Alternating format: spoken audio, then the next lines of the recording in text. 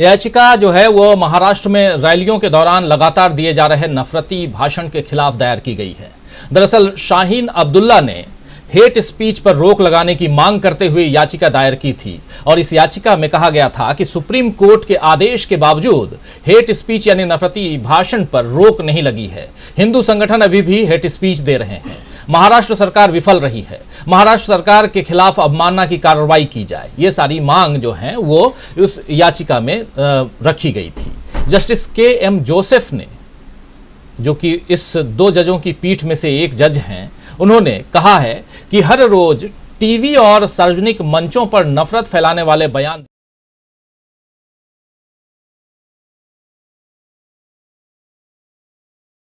वाजपेयी के भाषणों को सुनने के लिए दूर दराज के इलाकों से लोग इकट्ठा होते थे, लेकिन अब तो सीधे पाकिस्तान चले जाने की नसीहत दी जा रही है।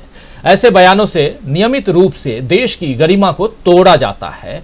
अब हम कहां पहुंच गए हैं, ये कह रहे हैं सुप्रीम कोर्ट का कहना है। सीधे कहें तो जस्टिस एम जोसेफ का कहना है, के.एम. जोसेफ का। और जस्टिस के.एम.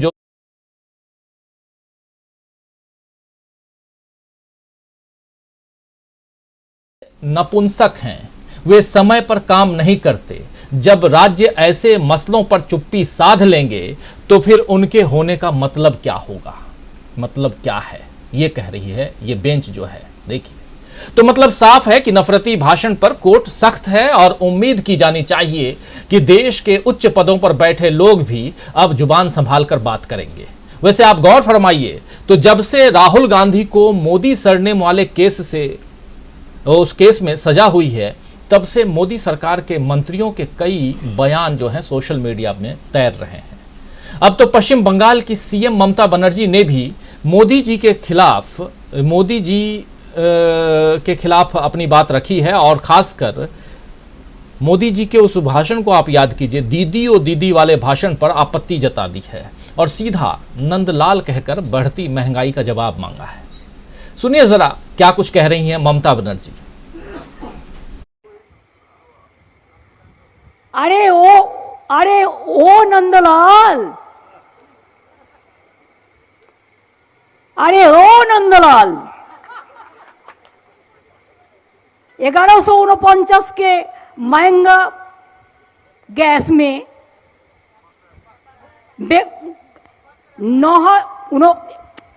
কথা বলিস না। अरे ओ नंदलाल, 1949 के महंगा का गैस में मुक्त बेच रहा है, मुक्त बेच रहा है, मुक्त का चाल बन रहा है, मुक्त का चाल। तो दीदी ओ दीदी के सामने उसके काउंटर में वो नंदलाल।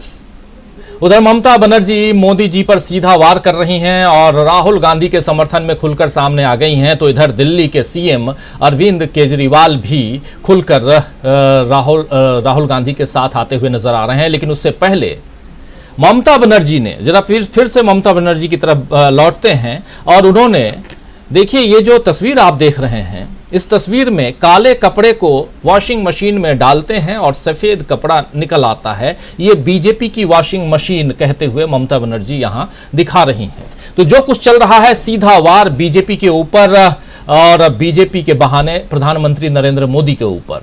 दिल्ली के सीएम केजरीवाल भी लगातार सबसे भ्रष्ट पीएम और कम पढ़ा लिखा पीएम कहकर नरेंद्र मोदी को घेर रहे हैं। अब तो आम आदमी पार्टी ने पूरे देश में 11 भाषाओं में मोदी हटाओ देश बचाओ और क्या देश के पीएम पढ़े लिखे होने चाहिए, इस ढंग के पोस्टर लगाए हैं। देख सकते हैं अलग अलग भाषाओं में। ये दिल्ली की तस्वीर है, क्या भारत के पीएम पढ़े लिखे होने चाहिए, ये दिल्ली में। और ये दारोगा साहब जो हैं वो इस पोस्टर को हटा रहे हैं। अलग अलग जगहों पे ये पोस्टर, 11 भाषाओं में ये पोस्टर। आम आदमी पार्टी का ये रुख जो है राहुल गांधी की सजा और लोकसभा से सदस्यता खत्म होने के बाद सामने आया है, जिसमें पूरा टारगेट नरेंद्र मोदी पर है। राहुल गांधी के समर्थन में देश के कई विपक्षी दल तो सामने आ ही रहे हैं, जो मोदी और अमित शाह की चिंता बढ़ा रहे हैं, मगर इस चिंता में इजाफा विदेश की धरती से भी हो रहा है। विदेश से आई प्रतिक्रियाओं से खासकर जो टेंशन जो है बीजेपी और मोदी सरकार का, वो देख रहे हैं हम कि चिंता बढ़ती जा रही है। राहुल गांधी पर संयुक्त राष्ट्र के महासचिव के प्रवक्ता का बयान आ चुका है, हम सब सुन चुके हैं, उस पर चर्चा भी कर चुके हैं। अमेरिका के विदेश मंत्रालय के उप प्रवक्ता जो हैं उनका बयान भी आप सब सुन चुके हैं। अब जर्मनी के विदेश मंत्रालय की प्रवक्ता का बयान आया है और हिंदुस्तान में न सिर्फ सुर्खियां बटोर रहा है बल्कि सियासी लड़ाई में कांग्रेस और बीजेपी को आमने सामने खड़ा कर दिया है। दरअसल जर्मनी का कहना है कि हम उम्मीद कर रहे हैं कि राहुल गांधी के मामले में न्यायिक स्वतंत्रता के मानक और मौलिक लोकतांत्रिक सिद्धांत लागू होंगे। ये साफ साफ कहना है जर्मनी का। जर्मनी के विदेश मंत्रालय की प्रवक्ता अगर कह रही हैं तो इसका मतलब है कि ये जर्मनी का वक्तव्य है, जर्मनी का बयान है। राहुल गांधी की सदस्यता जो गई है उस पर और जो सजा हुई है उस पर। और इसी मामले पर दिग्विजय सिंह ने ट्वीट करते हुए लिखा कि धन्यवाद जर्मनी के विदेश मंत्रालय और रिचर्ड वॉकर एक्चुअली हैं वो डॉचे वेले रेडियो के संपादक हैं। उन्होंने इसको ट्वीट किया था, इस पूरे मसले को और इस वीडियो आपके सामने हम इसलिए नहीं रख रहे हैं क्योंकि कॉपीराइट का मामला है, इसलिए आपके सामने सीधा क्या कुछ कहा है उसका एक अंश रख रहे हैं, दिखा रहे हैं। लेकिन दिग्विजय सिंह कांग्रेस के राज्यसभा सांसद वो कह रहे हैं कि धन्यवाद जर्मनी विदेश मंत्रालय और रिचर्ड वॉकर जिन्होंने इस पर ध्यान दिया कि किस तरह से राहुल गांधी को निशाना बनाने के लिए लोकतंत्र को कमजोर किया जा रहा है। बस इतना कहना था दिग्विजय सिंह का। कूद पड़े देश के कानून मंत्री ऐसे भी बहुत आजकल सुर्खियां बटोर रहे हैं। तो देश के कानून मंत्री किरण रिजिजू ने दिग्विजय सिंह के ट्वीट के जवाब में लिखा है कि विदेशी ताकतों को भारत के अंदरूनी मामलों में दखल देने के लिए आमंत्रित करने के लिए धन्यवाद राहुल गांधी। थैंक्स कह रहे हैं राहुल गांधी कि आप विदेशी ताकतों को देश के अंदरूनी मामले में हस्तक्षेप करने के लिए, दखल देने के लिए आमंत्रित कर रहे हैं, उसके लिए आपको धन्यवाद। याद रखें, भारतीय न्यायपालिका विदेशी दखल से प्रभावित नहीं हो सकती। अब यहां न्यायपालिका की चिंता कर रहे हैं देश के कानून मंत्री, कह रहे हैं कि याद रखें कि भारतीय न्यायपालिका विदेशी दखल से प्रभावित नहीं हो सकती। भारत अब विदेशी ताकतों के दखल को बर्दाश्त नहीं करेगा क्योंकि हमारे प्रधानमंत्री नरेंद्र मोदी हैं। अब देखिए यहां प्रधानमंत्री नरेंद्र मोदी कहां से आ गए। यहां जब विदेशी ताकत और न्यायपालिका की बात हो रही है, या तो न्यायपालिका को सामने रखिए या प्रधानमंत्री को सामने रखिए, लेकिन खैर अपना नंबर बढ़ाने के लिए कौन क्या कुछ नहीं करता, ये सब आप जानते हैं अच्छी तरह से। तो ये थे किरण रिजिजू। राहुल गांधी के मामले पर देश और विदेश सब जगह चर्चा तो जारी है और सियासत भी तेज है। और उधर विदेश से एक खबर और भी है। ललित मोदी ने सीधे राहुल गांधी को धमकी दी है कि वो ब्रिटिश कोर्ट में राहुल के खिलाफ केस करेगा, क्योंकि गांधी परिवार से जुड़े लोग ललित मोदी को बार बार भगोड़ा कहते हैं, जबकि उसका कहना है कि अदालत से मैं दोषी नहीं हूं। तो ललित मोदी, नीरव मोदी, मेहुल चोकसी जैसे लुटेरे भगोड़े भी अब आंखें दिखाने लगे हैं। तो ये पूछा जाना चाहिए कि इन्हें इतनी ताकत आखिर कहां से मिलती है। ये सवाल तो अंडरलाइन करना चाहिए और पूछना चाहिए।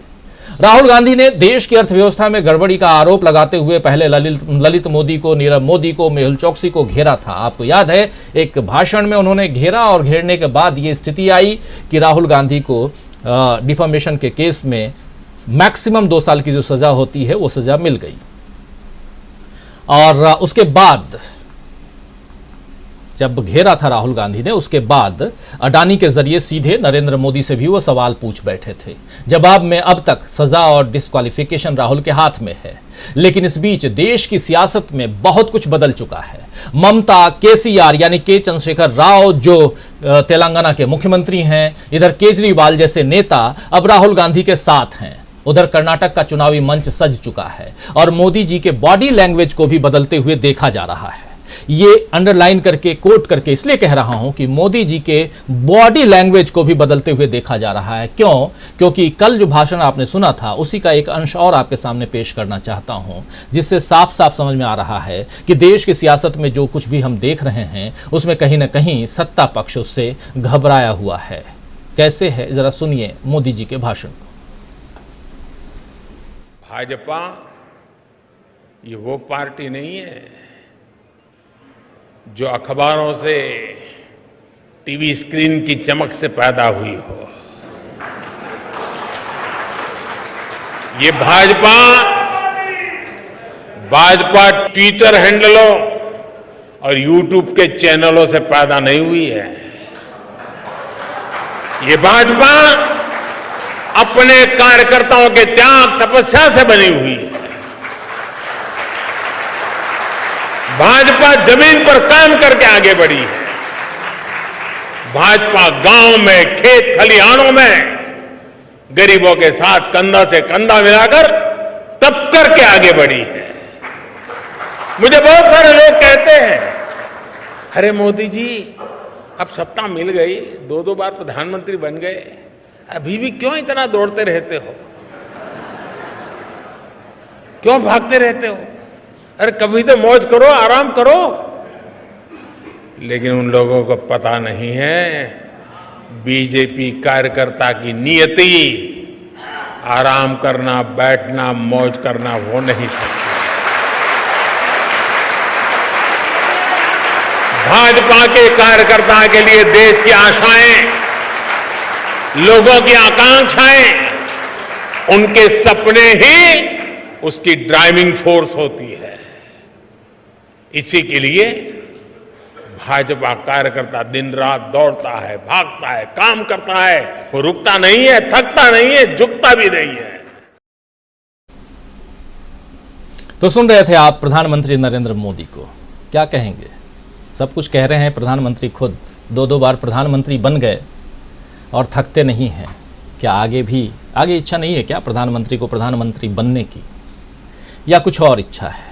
वो तो वही जाने। लेकिन जो बात यहाँ रख रहे हैं प्रधानमंत्री, उसके बहुत सारे मायने हैं और यही यहाँ तलाशने की कोशिश। तो अब भाजपा बनाम विपक्ष का मंच दोस्तों तैयार है और उसके केंद्र में है, यानी सेंटर पॉइंट में है राहुल गांधी। क्या राहुल गांधी जो हैं और उसके साथ साथ अडानी का मामला, मेहुल चोकसी का मामला, नीरव मोदी का मामला, ललित मोदी का मामला, अभी पिछले दिनों मेहुल चोकसी, नीरव मोदी, ललित मोदी, ये सब जो हैं, विजय माल्या, ये तमाम नाम नहीं आ रहे थे। लेकिन जैसे ही राहुल गांधी को सजा हुई है, उसके बाद से ये नाम भी अब सेंटर पॉइंट में हैं। क्या धीरे धीरे घिरती हुई जा रही है? संकट में है भाजपा, संकट में है मोदी सरकार। आइए समझने की कोशिश करते हैं और कैसे विपक्ष ने इस सरकार को घेर लिया है। चुनाव भी सामने है, खासकर कर्नाटक का। चलिए समझते हैं आगे इस कार्यक्रम में। हमारे साथ जुड़े हुए हैं कुछ वरिष्ठ साथी, उन सबके साथ आपका परिचय करवाऊं, आगे बढ़ें। हमारे साथ इस वक्त 7 वरिष्ठ साथी जुड़े हुए हैं। हमारे साथ मीनू जैन जी जुड़ी हुई हैं। मीनू जी, आपका स्वागत करता हूं। हमारे साथ डॉक्टर प्रकाश हिंदुस्तानी जी हैं, जेपी सिंह साहब हैं, प्रोफेसर अखिल स्वामी जी हमारे साथ हैं, प्रशांत टंडन जी हमारे साथ जुड़ गए हैं और डॉक्टर दीपक पाचपोर जी और अमलेंदु उपाध्याय जी। 7 हिंदुस्तानी हमारे साथ हैं और बात विदेश की हो रही है। विदेश से भी बहुत लोग जुड़े हुए हैं हमारे साथ, जो इस कार्यक्रम को देखते हैं, लगातार रोज देखते हैं और सूरत हाल वहाँ का भी बताते हैं। और जो साथी हिंदुस्तान से जुड़े हैं, आप सबको, देश विदेश सबसे जुड़े हुए तमाम दोस्तों को आप सबका इस्तकबाल करता हूँ, स्वागत करता हूँ। दिल्ली में मौसम बहुत ख़राब है, शाम 4 बजे से ही अंधेरा है और दिल्ली है इसलिए, और दिल्ली में अंधेरा छाना आप समझ सकते हैं कि इसके बहुत सारे मायने होते हैं। लेकिन ये सियासी मायनों से दूर ये जो मौसम का हाल है वो आपके सामने रख रहा हूं। आना चाहता हूं सीधे प्रोफेसर अखिल स्वामी जी आपके पास ही। बहुत कुछ रख चुका हूं, हेट स्पीच से लेकर के प्रधानमंत्री नरेंद्र मोदी के भाषण तक और दीदी ओ दीदी का काउंटर करते हुए नंदलाल ओ नंदलाल तक और वॉशिंग मशीन तक, साथ साथ जर्मनी के बयान तक, सब कुछ आपके सामने है। पहली प्रतिक्रिया आपकी। देखिए राजीव जी, ये जो पोस्टर लगे दिल्ली में, मैं इससे सहमत नहीं हूं कि प्राइम मिनिस्टर क्या पढ़ा लिखा होना चाहिए। देखिए, पढ़ा लिखा हो न हो, कम पढ़ा लिखा हो, कामराज जी थे वो कम पढ़े लिखे थे, लेकिन कामराज जैसा राजनीतिज्ञ और उतना बड़ा गुणी आदमी शायद भारत के राजनीतिक इतिहास में नहीं है। पढ़ा लिखना आवश्यक नहीं है, लेकिन जो आवश्यक है वो मैं बताता हूं। वो आवश्यक, मान लीजिए आपके संस्थान में कोई बच्चा नौकरी के लिए अप्लाई करे और वो ये कहे कि मैं बीएन मास कम्युनिकेशन हूं और डिग्री पेश करे, और साल के बाद नौकरी करने के बाद पता चले कि उसके पास ये डिग्री फेक है, तो आप उसके साथ क्या व्यवहार करेंगे? अभी आदमी नौकरी ग्रहण कर ले, इसमें आवश्यकता न के बावजूद ये कहे कि वो पोस्ट ग्रेजुएट है और बाद में पता चले कि वो हाई स्कूल पास है और पोस्ट ग्रेजुएशन उसने नहीं किया, फर्जी डिग्री उसने दी है। तो ऐसी स्थिति में राजीव जी कोई भी सरकारी एम्प्लॉयर या कोई भी प्राइवेट एम्प्लॉयर क्या करेगा? यह प्रश्न है सत्यनिष्ठा का। कहीं ये नहीं कहा गया कि जो चुनावी एफिडेविट है उसमें आप कहें कि आप कितना पढ़े लिखे। अगर आप नहीं पढ़े लिखे हैं तो भी कोई समस्या नहीं है, लेकिन अगर आप एमए पॉलिटिकल साइंस नहीं है, एमए एंटायर पॉलिटिकल साइंस नहीं है, अगर कोई विश्वविद्यालय ये क्लेम नहीं कर रहा है कि उसने आपको पढ़ाया है, ना कोई जूनियर टीचर है, ये प्रश्न है सत्यनिष्ठा का। ये प्रश्न है कि क्या आपकी जो आत्मा है, जो आपका व्यक्तित्व है, वो सच पे आधारित है। अगर मैं मान लीजिए हाई स्कूल पास होता और मैं लोकसभा का सदस्य होता, मैं कहता हूं ना हाई स्कूल पास है, और हाई स्कूल पास होने के बाद अगर आप चाहते हो बना दो, जनता ने स्वीकार किया, लेकिन अगर आप झूठ बोलते हो तो इसका मतलब यह है कि आपकी सत्यनिष्ठा संदिग्ध है, पहली बात। दूसरी बात जो जस्टिस थॉमस ने कही और जो सुप्रीम कोर्ट ने कही, वास्तविकता में वो बात वही हो रही है कि आज देश में द्रौपदी का चीरहरण दोबारा हो रहा है। उस समय द्रौपदी का चीरहरण हुआ था, भगवान कृष्ण ने जो दोषी लोग थे उनको दंडित किया था। आज रोज राजीव जी हम देख रहे हैं, रोज हर आदमी का मानमर्दन हो रहा है, मंत्रियों का मानमर्दन हो रहा है, राहुल गांधी का हो रहा है। अगर कोई विदेशी राज्यपाल या वहां का राजदूत या वहां की सरकार या यूएनओ या अमेरिका, जर्मनी कोई भी कुछ बोलता है तो उसको बताया जाता है कि बाहरी हस्तक्षेप है, और दूसरी तरफ कहा जाता है कि भारत का डंका पूरे विदेश में बज रहा है। तो अगर डंका बज रहा है तो वो प्रतिक्रिया क्यों दे रहे हैं? दूसरी बात, कहीं मैं तो यह भी कल्पना करता हूं कि ऐसा ना हो कि हमारे देश के बड़े बड़े नेताओं को, मंत्री और प्रधानमंत्री को वीजा देने से वो दोबारा इनकार कर दें।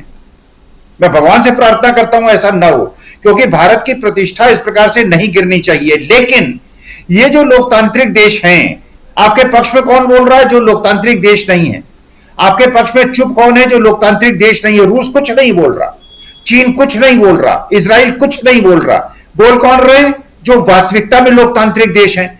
इसका मतलब ये आपकी जो डेमोक्रेटिक फ्रेटर्निटी है वो आपके खिलाफ हो गई है, जहां पे डेमोक्रेसी को और स्वतंत्रता को देखा जाता है, और वो आपकी न्याय प्रणाली को भी देख रहे हैं।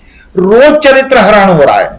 रोज जिस प्रकार से व्हाट्सएप और फेसबुक से, और माननीय मोदी जी कह रहे हैं कि साहब हम व्हाट्सएप और ट्विटर से लड़ाई नहीं लड़ते, उनकी 90% लड़ाई ही व्हाट्सएप और ट्विटर से होती है और फेक अकाउंट से होती है।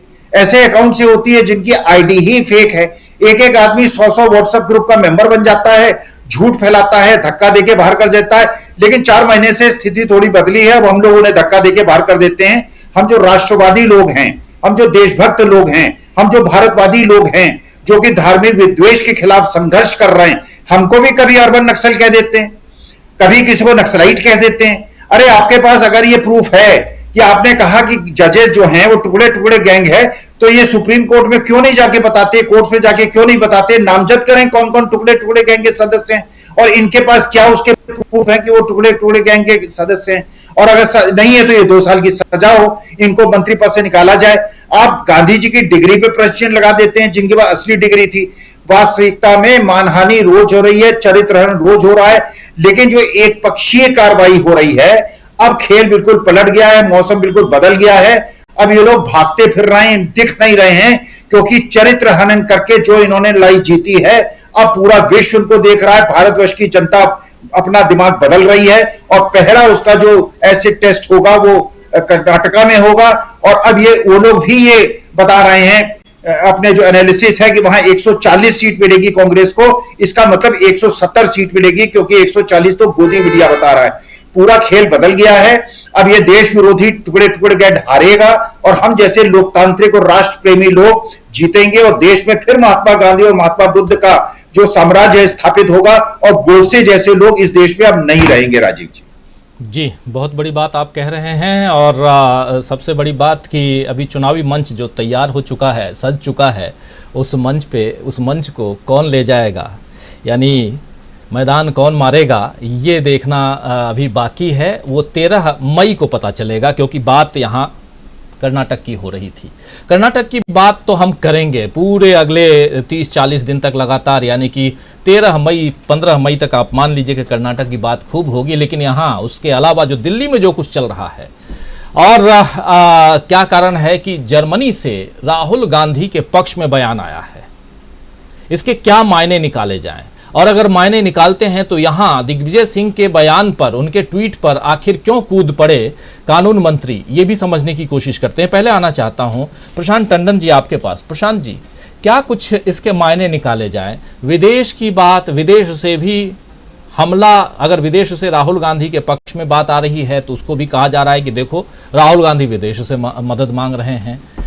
राहुल गांधी तो विदेश के लोगों से कहने नहीं गए कि हाँ मुझे सजा हुई है, मेरे पक्ष में आप बयान दे दो। एक साथ अलग अलग विदेशों के जो ट्वीट में हम लोग देखते हैं कि एक वो फ्रेम तैयार किया जाता है जिसमें एक ही तरह के ट्वीट कई लोगों के होते हैं, कई बार शेयर किए जाते हैं, बताए जाते हैं। प्रशांत जी ट्विटर पे आप काफी रहते हैं, आपको पता ही होगा। वैसा तो विदेश से आ नहीं रहा है। अमेरिका का बयान जो है वो अलग है, संयुक्त राष्ट्र का बयान अलग है, जर्मनी का बयान अलग है। हाँ, केंद्र में राहुल गांधी हैं और देश लोकतंत्र की बात है देश में, तो ये बात तो आएगी जिनके साथ भी हमारा द्विपक्षीय संबंध है। फिर यहां परेशानी कहां है? जी राजीव जी, देखिए विदेशों से जो संदेश आ रहा है इसको जरा हमें समझना चाहिए। विदेशी जो विदेश नीति है उसके इर्द गिर्द ये बिल्कुल भी पॉलिटिक्स को इन्फ्लुएंस करने की, या मैं यहां तक कहूं कि राहुल गांधी की मदद करने के लिए नहीं है। राहुल गांधी का नाम जरूर आ रहा है लेकिन वो राहुल गांधी की मदद नहीं कर रहे हैं। वो क्यों ऐसा बयान आ रहा है और खासकर लोकतांत्रिक देशों से आ रहा है, इसको समझना पड़ेगा हम। कल जब मोदी जी का आपने सुनाया था उस वक्त भी मैंने ये बात कही थी कि इस वक्त भारत G20 का अध्यक्ष है और G20 के अध्यक्ष होने के नाते अगर प्रधानमंत्री मोदी ये कह रहे हैं कि विदेशी ताकतें साजिश कर रही हैं तो ये एक विदेश नीति का बयान माना जाए। अब आप देखिए कि ऐसा हो रहा है कि विदेशी नेता या विदेश मंत्रालय अलग अलग मुल्कों के राहुल गांधी के मामले पे बोल रहे हैं। देखिए, सबको ये दिखाई दे रहा है कि डेमोक्रेसी खत्म कैसे की जाती है। उनकी मूल चिंता डेमोक्रेसी है भारत की, और क्यों है ये भी बताऊंगा मैं अभी। तो उनकी मूल चिंता डेमोक्रेसी है और वो ये देखते हैं कि दुनिया में जहां भी डेमोक्रेसी खत्म की जाती हैं वहां पे सबसे पहला काम यही होता है कि अदालतों के जरिए, पुलिस के जरिए, एजेंसीज के जरिए प्रतिपक्ष को, विपक्ष के नेताओं को जेलों में डाला जाता है, उनको रास्ते से हटाया जाता है। पूरी दुनिया का इतिहास देख लीजिए, जहां भी डेमोक्रेसी खत्म हुई है वहां ये हुआ है। तो दुनिया इसको इस ढंग से देख रही है कि आपके देश का सबसे बड़ा विपक्षी दल का नेता, पार्लियामेंट में विपक्षी सबसे बड़ी विपक्षी पार्टी का नेता, उसको अगर आप कोर्ट केस में फंसाकर, और वो कौन फंसा रहा है? सत्ताधारी पार्टी का विधायक, उसका ही मुकदमा है, गुजरात में है। तो कोई किसी ने आंखों में पट्टी नहीं बांधी हुई है राजीव जी। अब क्यों ऐसा कह रहे हैं? देखिए, भारत एक आर्थिक शक्ति है, भारत एक क्षेत्रीय शक्ति है साउथ एशिया में, और भारत एक परमाणु शक्ति है। मुख्य चिंता यहां है। पाकिस्तान की आर्मी को लेकर दुनिया भर में बहुत अविश्वास है। पाकिस्तान भी परमाणु शक्ति है। पाकिस्तान को एक रोक कंट्री के तौर पे पश्चिमी देश देखते हैं और उस पर निगाह रखते हैं कि वो दाएं बाएं नहीं जाए अपने रास्ते से। चाइना न्यूक्लियर पावर है, इकोनॉमिक पावर है और अनस्टेबल है। पूरी दुनिया अपने आप कहो कि वो टोज में रहती है, उसको चाइना को लेकर चिंतित रहती है, उसकी एक्सपेंशनिस्ट पॉलिसीज को लेकर। भारत एक अकेला देश है इस पूरे क्षेत्र में जो परमाणु शक्ति है, जो आर्थिक शक्ति है और जिसके यहाँ पे डेमोक्रेसी है। लेकिन चिंता ये बढ़ रही है कि अगर धार्मिक उन्माद के आधार पर सत्ता में आई बीजेपी या सत्ता में बैठी हुई बीजेपी, वो अगर डेमोक्रेटिक इंस्टीट्यूशन को खत्म कर रही है, विपक्षी नेताओं को खत्म कर रही है, तो विदेशों की चिंता इस पूरे रीजन के शांति पर जाती है, क्योंकि भारत एक परमाणु शक्ति है। ये चिंता की बात है। वो राहुल गांधी या कांग्रेस पार्टी को बेल आउट नहीं कर रहे हैं, उनकी चिंताएं दूसरी हैं। इसलिए संयुक्त राष्ट्र ने बोला, यूएन ने भी बोला है। तो इस बात को समझना चाहिए हम लोगों को, पहली बात। दूसरी बात की जो विपक्षी एकता की बात है, एक महत्वपूर्ण जानकारी राजीव जी मैं दे दूं आपको कि आने वाले सोमवार को तमिलनाडु में डीएमके एक कॉन्क्लेव बुला रही है सामाजिक न्याय पर। एक बड़ा जलसा हो रहा है। उस जलसे में 20 विपक्षी पार्टियां भाग ले जा रही हैं और पहली बार वो पार्टियां भी जा रही हैं जो अभी तक के विपक्ष के रोड मैप में नहीं दिखती हैं, यानी आंध्र प्रदेश की वाईएसआरपी और उड़ीसा की बीजेडी, ये दोनों पार्टियां भी वहां जा रही हैं। तो विपक्षी एकता का एक नया रोड मैप तमिलनाडु से निकलेगा और वो एन कर्नाटक के इलेक्शन के बीच में या शुरुआत होने के बाद ये बैठक हो रही, जो बहुत महत्वपूर्ण है। जी। तीसरी बात, छोटी सी बात कह के अपनी बात खत्म करूंगा, सुप्रीम कोर्ट की बात जो आपने शुरू में की। देखिए, सुप्रीम कोर्ट तो खुद ही अब हेट स्पीच का विक्टिम है। भारत का कानून मंत्री पूर्व सुप्रीम कोर्ट के जजों को कह रहा है कि वो एंटी इंडिया गैंग का हिस्सा है। तो अब सुप्रीम कोर्ट को कोई नहीं देखनी है, कोई इन्वेस्टिगेशन नहीं करना है उसको, वो तो खुद ही हेट स्पीच का विक्टिम है। और जाहिर सी बात है कि वो सुप्रीम कोर्ट अगर ये कह रहा है कि स्टेट इसमें कंट्रोल कर सकता है तो कर सकता है। स्टेट के पास पूरी ताकत है और स्टेट में जो पॉलिटिकल पार्टियां हैं, सत्ताधारी पार्टियां हैं, उन्हीं के उकसावे में होता है। बिल्कुल।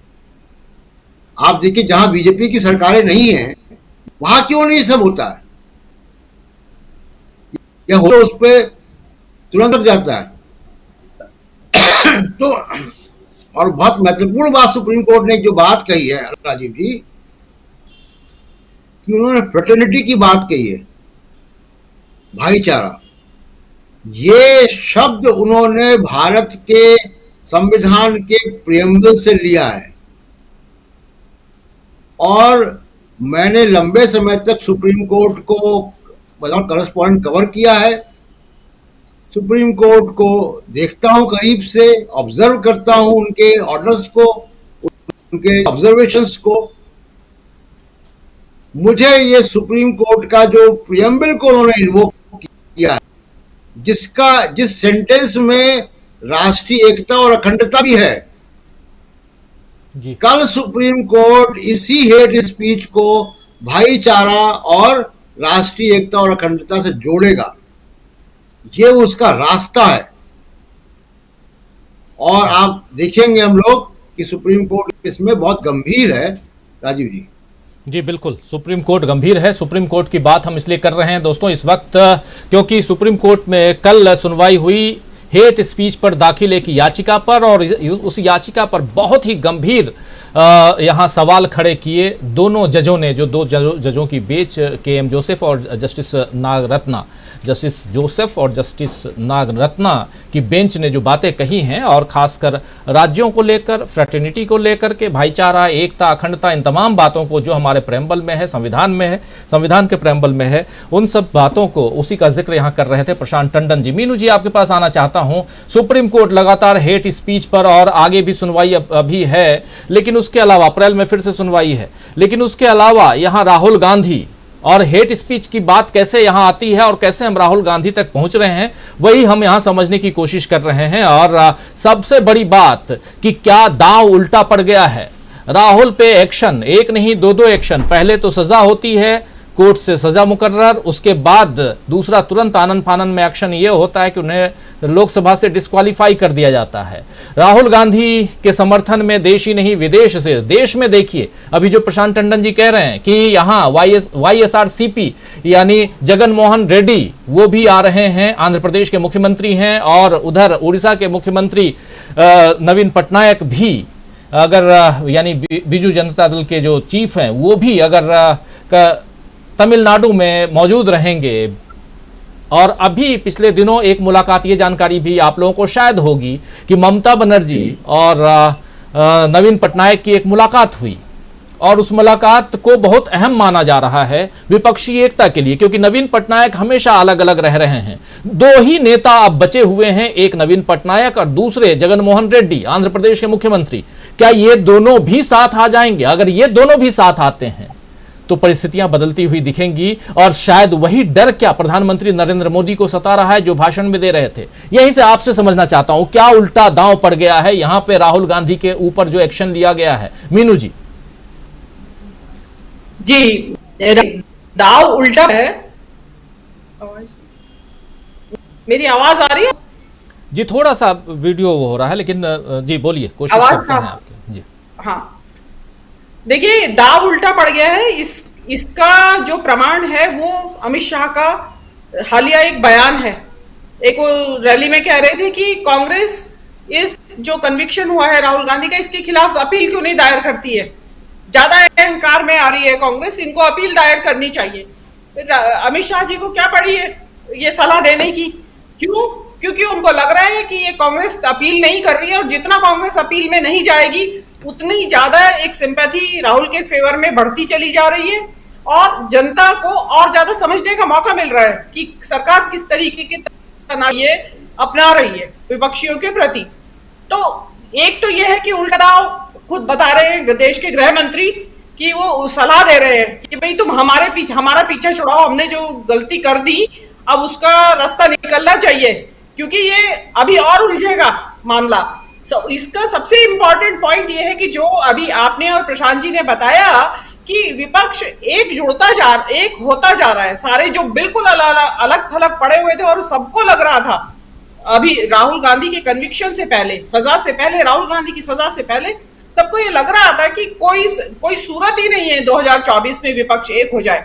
लेकिन इस ट्रिगर पॉइंट इतना जबरदस्त बना है कि पूरी सनसनी फैल गई है जिसको ये जो विपक्ष के भीतर कि आज राहुल गांधी के साथ हुआ है तो आज कल हमारा भी नंबर हो सकता है। और अगर ये विपक्ष इस तरह की जो शुरुआत हुई है एकता दिखाने की, अगर विपक्ष की एकता की शुरुआत नहीं होती तो अब तक 2-4 का नंबर और लग चुका होता विपक्षी नेताओं का।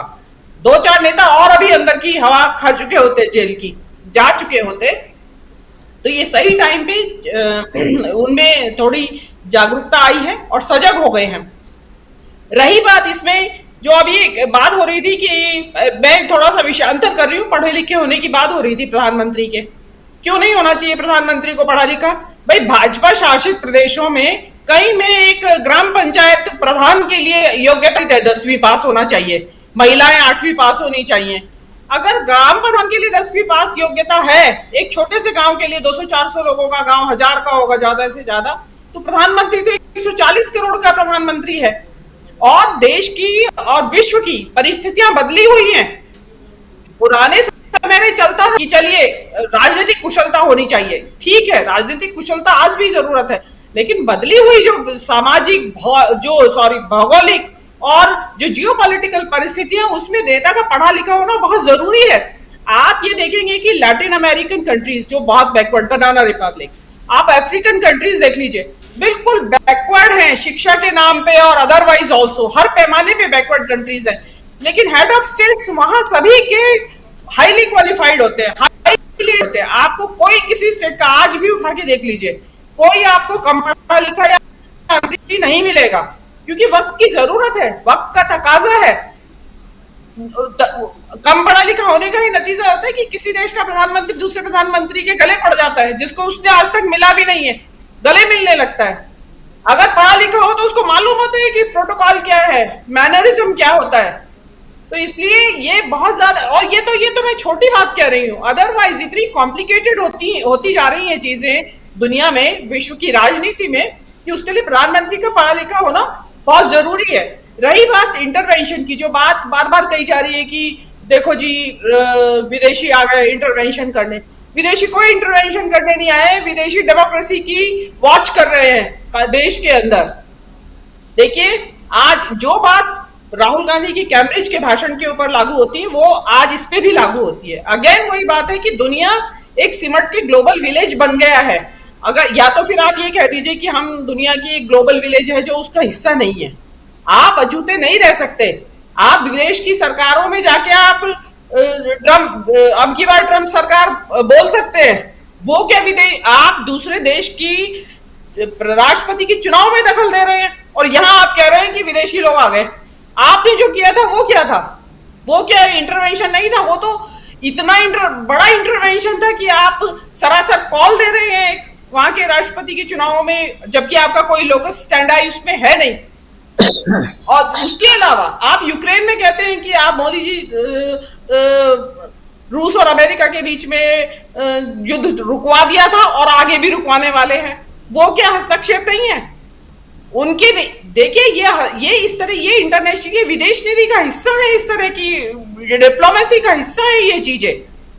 इनको क्योंकि अगेन वही आता है कि दिमाग इतना भोतरा हो चुका है इन लोगों का, हर चीज का इंटरप्रिटेशन वो लोग गलत करते हैं। अब देखिए इसमें मैं एक आपको इतिहास के उदाहरण से बताती हूँ कि साउथ अफ्रीका में जब तक रेसिस्ट गवर्नमेंट थी, अपार्थाइड गवर्नमेंट थी, जो वहां पे नेल्सन मंडेला जेल में थे, तो भारत ने उनको मान्यता नहीं दी थी वहां की सरकार को, और क्लियरली इंटरनेशनल फोरम पे उनकी भर्त्सना करती थी भारत सरकार। इसी तरह इजराइल को भारत ने मान्यता नहीं दी थी पैलेस्टाइन के मामले पे। बिल्कुल, ये तो बहुत बाद में जाके मान्यता दी गई। तो वो ये इस तरह के ये इंटरवेंशन होते हैं, जियोपॉलिटिक्स में ये तरह के इंटरवेंशंस होते हैं और आगे भी होते रहेंगे। क्या नेल्सन मंडेला को जेल से छोड़ने के लिए अपीलें नहीं की जाती थी?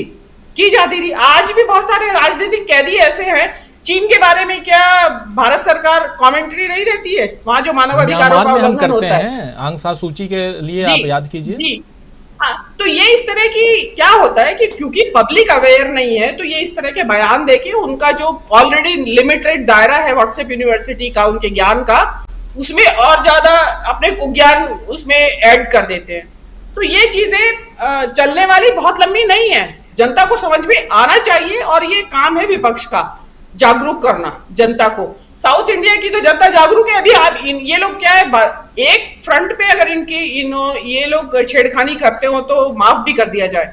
अभी कर्नाटक में और तमिलनाडु में वहां की जो मिल्क फेडरेशंस हैं, कोऑपरेटिव फेडरेशंस हैं, वो जो है दही बनाते हैं वो लोग, पैकेज दही, तो वो अपनी भाषा में दही का नाम लिखते हैं। तमिलनाडु वाले अलग लिखते हैं और कर्नाटक वाले अपने अलग लिखते हैं। तो एफएसएसआई उनको इंस्ट्रक्शन दे रहा है कि नहीं, इसमें हिंदी का दही लिखा जाना चाहिए, आप अपनी लोकल भाषा में नहीं लिखेंगे। बहुत जबरदस्त विरोध हो गया इस बात को।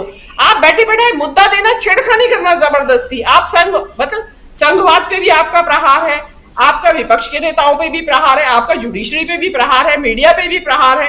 मतलब फिर आप कहते हैं कि आप लोकतंत्र के बारे में विदेश के लोग बोल क्यों रहे हैं, विदेश की सरकारें क्यों नहीं बोलेंगी? आपने चतुर्फा प्रहार कर रखा है। आप अपना तरीका सुधारिए, कोई नहीं बोलेगा, और ना कोई बोलता भी नहीं था।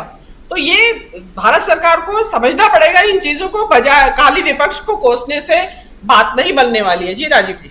जी बिल्कुल बिल्कुल, ये समझने, और खासकर जो डिप्लोमेसी, दो देशों के बीच जो आपसी संबंध होते हैं, द्विपक्षीय संबंध होते हैं, उन संबंधों को समझना होगा और उन संबंधों में कोई भी अगर नेता दूसरे देश का हमारे देश में आता है तो हमारे देश के जो प्राइम मिनिस्टर हैं, दूसरे मंत्री हैं, उन लोगों से तो मिलता ही, राष्ट्रपति से मिलता ही है, लेकिन विपक्ष के नेता से भी मिलता है। ये अपने आप में है और ये सब जगह लागू होता है। हमारे देश के प्रधानमंत्री भी जाते हैं तो विपक्ष के नेता से वहाँ मिलते हैं, जहाँ जहाँ आपसी ऐसे संबंध हैं, द्विपक्षीय संबंध हैं, उसमें मिलना जुलना होता है। और इस वक्त जब हम G20 की अध्यक्षता हमारे पास है, हमारे देश में है, और उस समय विदेशी ताकत और ऐसी बातें करना जो पहले प्रशांत टंडन जी इसकी तरफ इशारा कर भी चुके हैं, आज नहीं किसी और दिन इसी कार्यक्रम में, तो ये भी मायने रखता है कि आखिर कहीं ना कहीं ये आवाज़ वहाँ तक तो पहुँच ही रही है कि हम इंग्लैंड के बारे में क्या कह रहे हैं, हम जर्मनी के बारे में क्या कह रहे हैं, हम अमेरिका के बारे में क्या कह रहे हैं। राहुल गांधी के बहाने क्या हम इंग्लैंड, अमेरिका, जर्मनी इन सब देशों पे भी प्रहार कर रहे हैं? सत्ता पक्ष जो कर रहा है निशाने पे राहुल गांधी को लेने के लिए, वो सीधा सीधा दूसरे देशों पर आरोप मढ़ रहा है। ये माना जा सकता है अगर ऐसा ही है तो। जर्मनी का बयान अगर आपको बुरा लगता है और जर्मनी के खिलाफ आप कहते हैं, इंटरवेंशन की बात राहुल गांधी ने की कि नहीं, ये तो उनके स्पीच को अच्छी तरह से आप सुन लीजिए तो समझ में आ जाएगी बातें, लेकिन आप सीधा का सीधा प्रहार तो कर रहे हैं ना। डॉक्टर प्रकाश हिंदुस्तानी जी, किस रूप में देखा जाए, देश से लेकर विदेश तक जो चीज़ें चल रही हैं सत्ता पक्ष की तरफ से, खासकर सत्ता पक्ष इसलिए क्योंकि विपक्ष जो है वो तो सड़कों पे है, उसके हाथ में कुछ नहीं है, वो 2024 की तैयारियों और उसमें कुछ पाने की चाहत में लगा हुआ है विपक्ष। लेकिन सत्ता पक्ष जिसके दोनों हाथ में लड्डू है, वो आखिर ऐसे बयानों से देश का भला कर रहे हैं क्या? और दूसरी तरफ हम देख रहे हैं कि सुप्रीम कोर्ट भी कह रहा है कि हमारे देश में ऐसी स्थिति आ गई है कि जब तब कह दिया जाता है पाकिस्तान चले जाओ, go to Pakistan, go to Pakistan. ये भी जस्टिस KM जोसेफ ने कहा है अपने हेट स्पीच के उसमें सुनवाई के दौरान सत्ता पक्ष के वकील से, अटॉर्नी जनरल से। क्या कहेंगे डॉक्टर प्रकाश हिंदुस्तानी जी?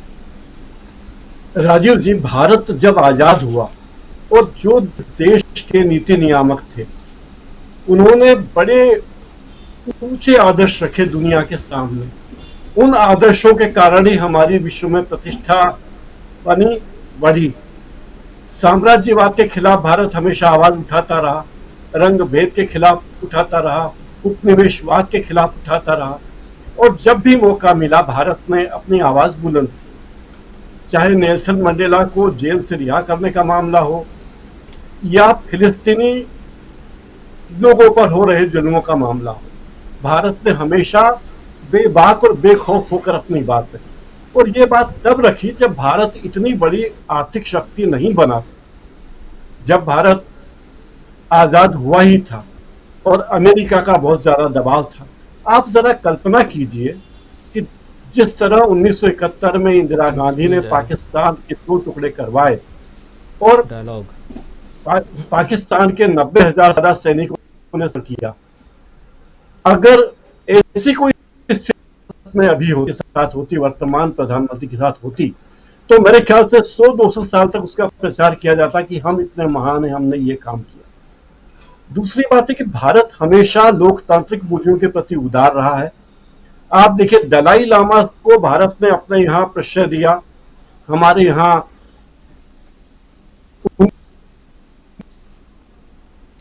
प्रकाश जी का वीडियो डाउन है, शायद डिस्कनेक्ट हो गए हैं प्रकाश जी। जी प्रकाश जी डिस्कनेक्ट हो गए हैं।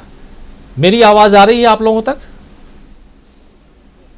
जी जेपी सिंह साहब सीधा आपके पास आना चाहता हूं। प्रकाश जी का वीडियो डाउन हो गया है। इन्हीं तमाम सवालों के साथ इस पर आपकी प्रतिक्रिया। देखिए साहब, जिस तरह हड़बड़ी में इन्होंने राहुल गांधी की सदस्यता समाप्त की, उससे साफ साफ ये संदेश गया, ये मामला जो है कानूनी से ज्यादा जो है क्या कहते हैं राजनीतिक हो गया है। क्यों? क्योंकि अभी कुछ ही दिन पहले इसी तरह आजम खां को जो सजा हुई उत्तर प्रदेश में, तो बात छोटी है, राहुल गांधी से उनकी तुलना नहीं हो सकती।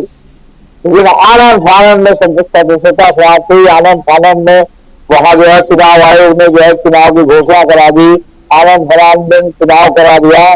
चुनाव में जो है वो क्या कहते हैं, बिल्कुल उनका आरोप था कि बिल्कुल छावनी बनाकर एक वर्ग विशेष को और उनके समर्थक तत्वों को निकलने नहीं दिया गया वोट देने के लिए। तो कुल खेल राहुल गांधी के साथ भी इनका लग रहा था कि इसी तरह राजन खां में उस तरह की प्रतिक्रिया नहीं हुई, तो इसलिए इनका मन बढ़ा हुआ था। इन्होंने सोचा कि बस अब जो करेंगे वो कर ही देंगे, उसमें जो है वो क्या कहते हैं उसमें कोई विरोध नहीं करेंगे। उनको ये उम्मीद नहीं थी कि पूरा देश राहुल गांधी के साथ खड़ा हो जाएगा, पूरा विपक्ष राहुल गांधी के साथ खड़ा हो जाएगा और जनता में ये परसेप्शन बनेगा कि ये राजनीति के तहत जानबूझकर ऐसा कर रहे हैं। तो क्योंकि ये सामान्य घटना जो है अदालत की नहीं थी। अदालत ने जब एक बीजेपी के एमपी ने दाखिल किया मामला जिसमें उनका नाम भी नहीं था, राहुल गांधी ने सारे मोदी को कहा भी नहीं था, तो उन्होंने सबूतों के अभाव के नाम पर कि हम अभी सबूत जुटा रहे हैं, ये जुटा रहे हैं, इसको टाल दिया जाए। हाईकोर्ट के मामले को सुप्तावस्था में डलवा दिया। और फिर जब ये वर्मा जी की पोस्टिंग हो गई वहां, मालूम हुआ कि ये वर्मा जी के कोर्ट में जाएगा जब जुडिशियल मजिस्ट्रेट से, तो फिर वो हाई कोर्ट में जाता है और हाई कोर्ट जागृत कर देता है। और नहीं तो एक मुक्ता भी लगा देता है कि इसका जल्दी से जल्दी डिसाइड किया जाए ताकि वर्मा जी को एक हाई कोर्ट की राय मिल जाए कि वो जो है जल्दी से जल्दी इसको डिसाइड कर दें। और उन्होंने भी मैक्सिमम सजा दी। अभी एक दूसरे मामले में सुप्रीम कोर्ट ने कहा गया जो जनप्रतिनिधियों को आप 2 साल की सजा देते हैं या मैक्सिमम सजा दे रहे हैं, देने के बाद उनकी सदस्यता समाप्त हो जा रही है, तो इसमें जरा सावधानी बरतिए, है ना। ये जनप्रतिनिधि है, मतलब इसमें थोड़ा सावधानी बरती है। और वो भी आप इस तरह के मामले में जिसका कोई मॉरली जो है मतलब वो नहीं है। पहले होता था कि अगर मॉरली जो है अपराध के मामले में आपको कन्विक्शन हुआ, हत्या के अपराध में हुआ, बलात्कार के अपराध में हुआ, इस तरह की जघन्य कार्यों में हुआ, तब आपकी जनता जाती थी। इस तरह के छोटे छोटे मामले में अगर जो है लोअर कोर्ट से सजा होगी तो पता नहीं हाई कोर्ट सुप्रीम कोर्ट तक रुकिया रहेगी कि नहीं रहेगी, तो उसमें इस तरह सदस्यता नहीं जाती थी। तो ये बड़ा अच्छा फिर एक कानूनी प्रावधान भी अनुच्छेद 103 का है जिसमें है कि किस तरह जो है सदस्यता जाएगी। तो सब एक दूसरे से जो है टकरा रहा है मामला। तो इससे जो है अंतर्राष्ट्रीय स्तर पर भी ये बात गई कि राहुल गांधी को राजनीति से जो है प्रेरित होकर के सजा दी गई। और उन्होंने कहा कि भाई आप ये जो है कानूनों का और उनका ध्यान रखिए। इसमें उन्होंने क्या जो है मतलब गलत कह दिया। और जैसा आप लोगों ने सभी ने बताया भी कि हम लोगों के यहाँ से भी कई बार दूसरे देशों के तमाम बड़े नेताओं के लिए या मानवाधिकार के कार्यकर्ताओं के लिए बात उठाई गई कि जो है ये इनके खिलाफ जो है अन्याय हो रहा है। तो कहने का तात्पर्य सिर्फ इतना है कि मामला तो राजनीतिक है, लेकिन जो इसका रिएक्शन हुआ और जो राहुल गांधी की रणनीति है, राहुल गांधी की रणनीति है, राहुल गांधी ने इनकी कमजोरी पकड़ ली है और इनको ठगा ठगा के वो पढ़ाना चाहते हैं। जो पढ़ाने कहता है खुद खेल में कि हमने जो है खूब पढ़ाया, जो है मतलब खूब जो है उनको जो है क्या कहते हैं खेल में दौड़ाया, खूब उनको फील्डिंग कराई, हमने जो है कई घंटे बैटिंग की। अरे पढ़ाना सब एक है, मतलब पढ़ाने का कोई अन्यथा अर्थ नहीं लीजिएगा, ऐसा हिंदी पढ़ाना मैंने थका देना। तो राहुल गांधी भी जितना ये तड़प रहे कि राहुल गांधी जल्दी से जाए, हाईकोर्ट जाए, सुप्रीम कोर्ट जाए, ये चाहते हैं कि राहुल गांधी अदालत में जाए और वहां से फिर सरकार के अनुकूल कोई बात हो, राहुल गांधी को राहत न मिले तो फिर क्या देखिए साहब अदालत में नहीं दिया, हम क्या करें। तो इसलिए तड़प रहे हैं ये जो है बिल्कुल राहुल गांधी ने जो इनको जो है थका थका करके जो इनको जो है जैसे मछली काटने में फंस जाए तो उसको थका थका के बाहर निकालते हैं, वो उस तरह की हालत जो है इनकी कर दी है जी भाजपा सरकार की। इसलिए इनकी पोजीशन जो है वो भीतर से बहुत खराब है। और कल जिस तरह धोया आपके केएम जोसेफ और जस्टिस नागरत्ना की पीठ ने हेट स्पीच पर, जी आवाज काफी इको हो रही है, बहुत सारे साथी लिख रहे हैं और वो थोड़ा आपको सुन नहीं पा रहे हैं ढंग से, आपकी आवाज काफी इको हो रही है। मैं कह रहा हूं आपसे जरा संपर्क करें हमारी तरफ से। मैं माफी चाहूंगा, थोड़ा सा आपको बीच में रोक रहा हूं, सीधा आना चाहता हूं तब तक अमलेंदु उपाध्याय जी के पास, क्योंकि काफी ज्यादा जेपी सिंह साहब आपकी आवाज इको हो रही है, लोगों को काफी परेशानी हो रही है, नहीं सुन पा रहे हैं। आप इतनी इंपॉर्टेंट बात खासकर कह रहे हैं कोर्ट में जो कुछ, और इसका कैसे राहुल गांधी पर असर पड़ रहा है। राहुल गांधी का मामला कोर्ट का मामला है और कब राहुल गांधी कोर्ट की तरफ जाएंगे ये भी अब तो, जैसा मीनू जी कह रही थी कि अब तो देश के गृह मंत्री कह रहे हैं कि अभी तक वो गए क्यों नहीं, मतलब चिंता गृह मंत्री को भी है, सत्ता पक्ष को भी चिंता है। लेकिन कोर्ट के मामले में क्या कुछ होगा, कोर्ट में राहुल गांधी का जो केस है वो टिकेगा या नहीं टिकेगा, राहुल गांधी को कोर्ट से राहत मिलेगी कि नहीं मिलेगी, ये तमाम बातें हमारे साथी प्रशांत टंडन जी करेंगे थोड़ी देर बाद। इस कार्यक्रम के बाद इन सवालों के साथ आएंगे देश के बहुत बड़े वकील, वरिष्ठतम वकीलों में से एक, सुप्रीम कोर्ट के वरिष्ठ वकील संतोष हेगड़े के साथ में वो बात करेंगे और वो आप तक हम पहुंचाएंगे। हेगड़े साहब के साथ में प्रशांत टंडन जी की बातचीत होगी और खासकर राहुल गांधी के केस को लेकर के देश में जो चल रहा है उस पर वो कानूनी पक्ष बताएंगे, वो आप तक हम पहुंचाएंगे। लेकिन आना चाहता हूं अमलेंदु उपाध्याय जी आपके पास। माफ करें, संजय हेगड़े, माफी चाहता हूं, संजय हेगड़े नाम मैं थोड़ा कई बार बोलने के क्रम में संतोष संजय हो गया, तो संजय हेगड़े हैं। लेकिन दूसरी तरफ अमलेंदु उपाध्याय जी, जब तक जेपी सिंह जी के पास में आऊं, आपसे प्रतिक्रिया चाहता हूं कि जो कुछ चल रहा है और राहुल गांधी के मामले में क्या सचमुच यहां बहुत बुरी हालत में है सत्ता पक्ष? राजीव जी देखिए, अब सत्ता पक्ष बुरी हालत में है या नहीं है ये तो सत्ता पक्ष जाने, अगर बुरी हालत में है सत्ता पक्ष तो ये परिस्थितियां उसने स्वयं तैयार की हैं, इसके लिए राहुल गांधी दोषी नहीं है। राहुल गांधी चोरों को चोर कहने के लिए तो दोषी हो सकते हैं, लेकिन सत्ता पक्ष को मुसीबत में डालने के लिए राहुल गांधी दोषी नहीं है, इसके लिए सत्ता पक्ष खुद दोषी है। तो ये जो समस्या है वो सत्ता पक्ष की अपनी है कि वो परेशानी में क्यों है इतना ज्यादा है। उसे अब क्या परेशानी है? राहुल गांधी, भाई जब हमारे रविशंकर प्रसाद जी कह रहे थे कि राहुल गांधी कानून से ऊपर थोड़ी है, कि आपको सजा हुई है और आप जाइए अदालत में, तो अब ये राहुल गांधी का काम है अदालत जाते हैं कि नहीं जाते, और जाते हैं तो कब जाते हैं और किस आधार पर जाते हैं, ये राहुल गांधी का काम है। तो इसके लिए रविशंकर प्रसाद को या अमित शाह जी को परेशान होने की आवश्यकता क्यों पड़ रही है इतनी ज्यादा? असल में दिक्कत यह है राजीव जी कि कर्नाटक के चुनाव की घोषणा हो चुकी है और भारतीय जनता पार्टी कर्नाटक में बुरी तरीके से फंसी हुई है। राहुल गांधी की जो भारत जोड़ो यात्रा जो थी वो केरल के बाद जो सबसे पहले प्रविष्ट हुई, एक गैर मतलब एक भाजपा शासित राज्य जो था सबसे पहला वो कर्नाटक ही था, और वहां जिस तरीके से उसको समर्थन मिला, जो राहुल गांधी का पहला जो एक वो जो वायरल हुआ वीडियो बारिश में भीगते हुए और भाषण देते हुए, वो कर्नाटक से ही था। बिल्कुल। तो उनको जिस तरीके से जबरदस्त समर्थन मिला है, तो कर्नाटक में इनको बहुत ज्यादा परेशानी दिख रही है। और मुझे लगता है कि जिस तरीके से बेचैनी सत्ता पक्ष की बढ़ रही है, बड़े बड़े नेता बार बार भाग के कर्नाटक जा रहे हैं, तो इनको साफ लग गया है कि वहां परिस्थितियां बहुत खराब है। इधर जो अमित शाह जी ने एक बयान किया था थोड़ा देर पहले, आपको याद होगा, मुझे लगता है अप्रैल 2022 की बात थी, कि हिंदी को जो है वो क्षेत्रीय भाषा के रूप में भी दिया जाना चाहिए। उसका बड़ा जबरदस्त विरोध हुआ था कर्नाटक में और तमिलनाडु में, दोनों जगह पे। कर्नाटक में भी बहुत जबरदस्त विरोध हुआ था और कई वहां के सिने अभिनेता आए थे, उन्होंने उसका जबरदस्त विरोध किया।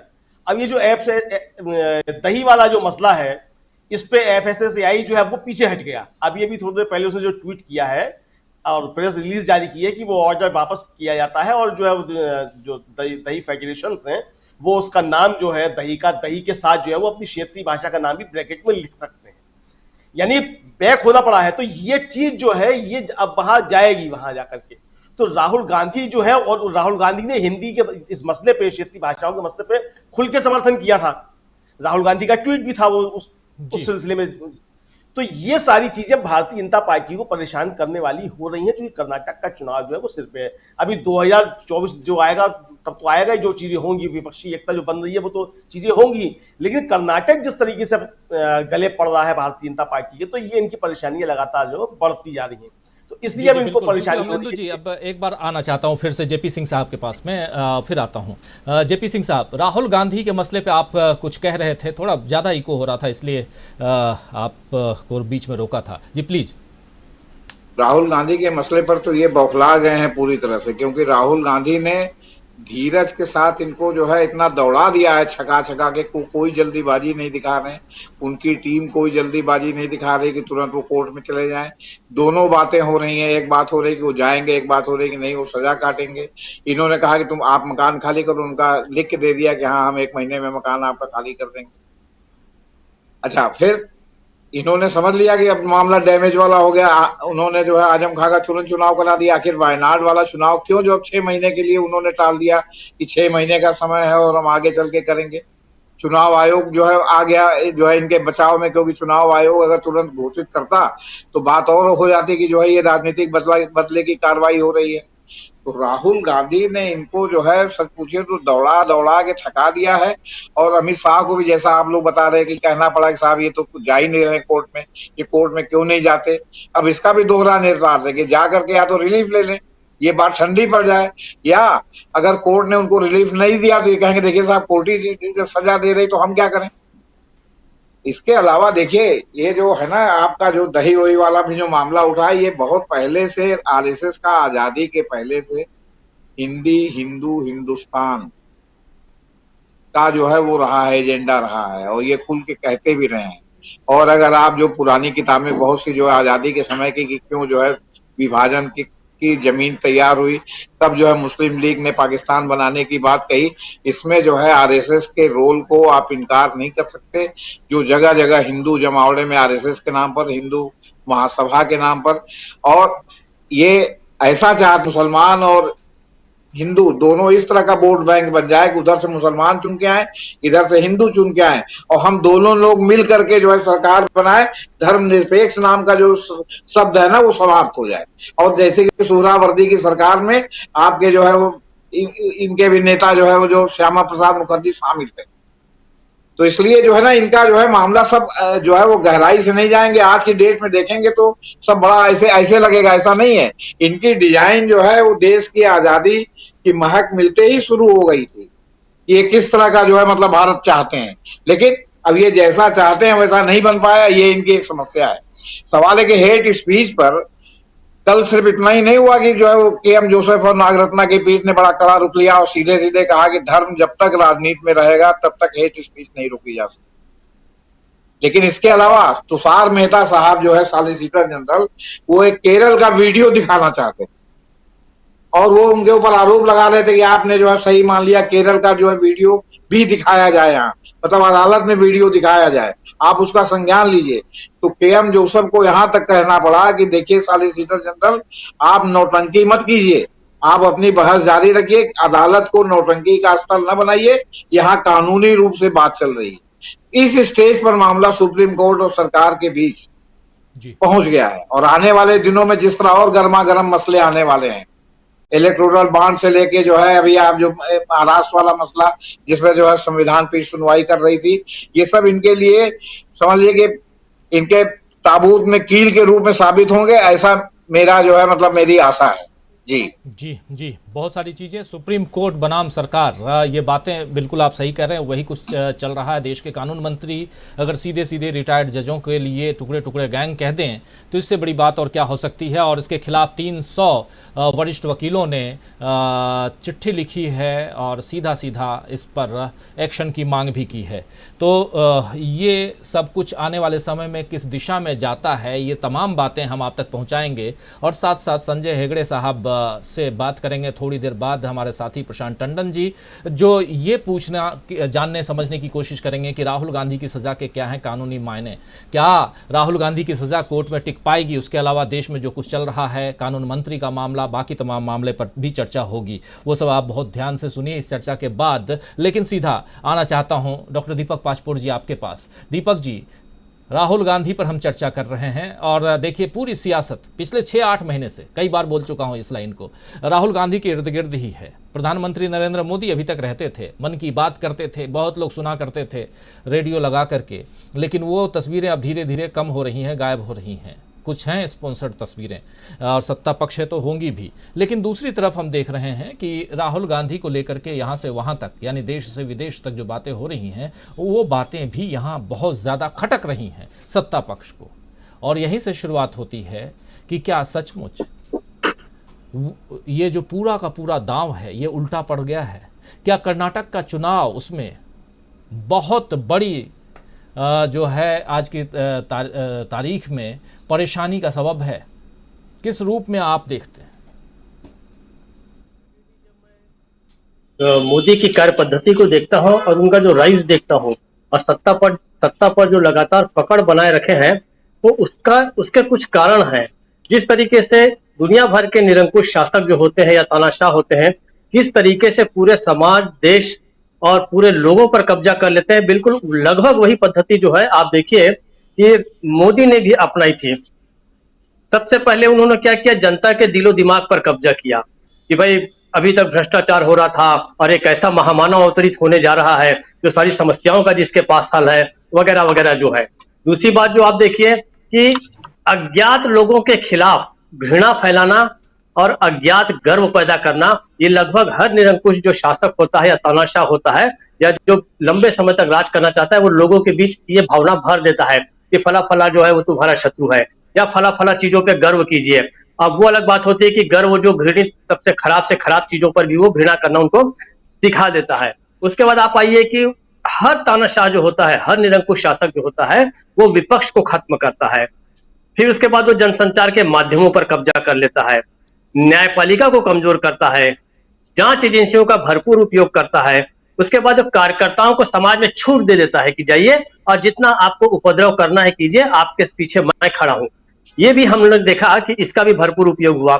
लेकिन अब देखिए कुछ समय से स्थिति को आप देखें तो धीरे धीरे स्थिति जो है पलटती जा रही है और इन तमाम मोर्चों पर मोदी जो है वो लगातार धीरे धीरे धीरे कमजोर पड़ते जा रहे हैं। कुछ मोर्चों पे वो परास्त किस्म के भी नजर आ रहे हैं। अगर हम यहीं से शुरू करें तो अब लोग जो है समझने लग गए हैं कि जिस तरीके से हमको बताया जा रहा था कि हम ये समस्याओं का हल कर देंगे, वो समस्याओं का हल कर देंगे, तो वैसे कोई समस्याओं का हल होता नजर नहीं आ रहा है। उल्टे बेरोजगारी लगातार बढ़ रही है, लगातार महंगाई बढ़ रही है, सिलेंडर कहां से कहां पहुंच गया, पेट्रोल की हालत क्या है। अब लोग जो है उस समय तक तो उन्होंने मोदी के इन गलतियों को नहीं माना, लेकिन अब मुझे ऐसा लगता है कि लोग धीरे धीरे जो है इन चीजों को स्वीकार करने लग गए हैं कि इस व्यक्ति के हाथ में बहुत कुछ इतनी भी कुशलता नहीं है कि वो हमारी समस्याओं को वो दूर कर सके। जिस हिसाब से शिक्षा की स्थिति हो रही है, इस तरीके से आप देखिए कि कोरोना के दौरान जो कुप्रबंधन हुआ उसको भी लोगों ने जान लिया है। उसके बाद अब न्यायपालिका जो है, न्यायपालिका स्वयं इसलिए अलर्ट हो गई है कि न्यायपालिका को यह लग रहा है कि अगर हम कमजोर पड़े तो देश का जो होगा वो होगा। सबसे पहले तो न्यायपालिका को ही पूरे के पूरी तरीके से वो हस्तगत कर लेंगे और न्यायपालिका का अस्तित्व जो है पता नहीं क्या होगा। इसलिए आप देखिए कि वकीलों ने जिस हिसाब से लिख कर दिया और अवमानना का केस चलाया जाए कानून मंत्री के खिलाफ, ये बड़ी हिम्मत की बात है। और ये जो हेट स्पीच के खिलाफ जोसेफ साहब और नागरत्ना मैडम ने जो दिया है, ये अपने आप में बड़ा माइलस्टोन जजमेंट भी है और टिप्पणी भी है।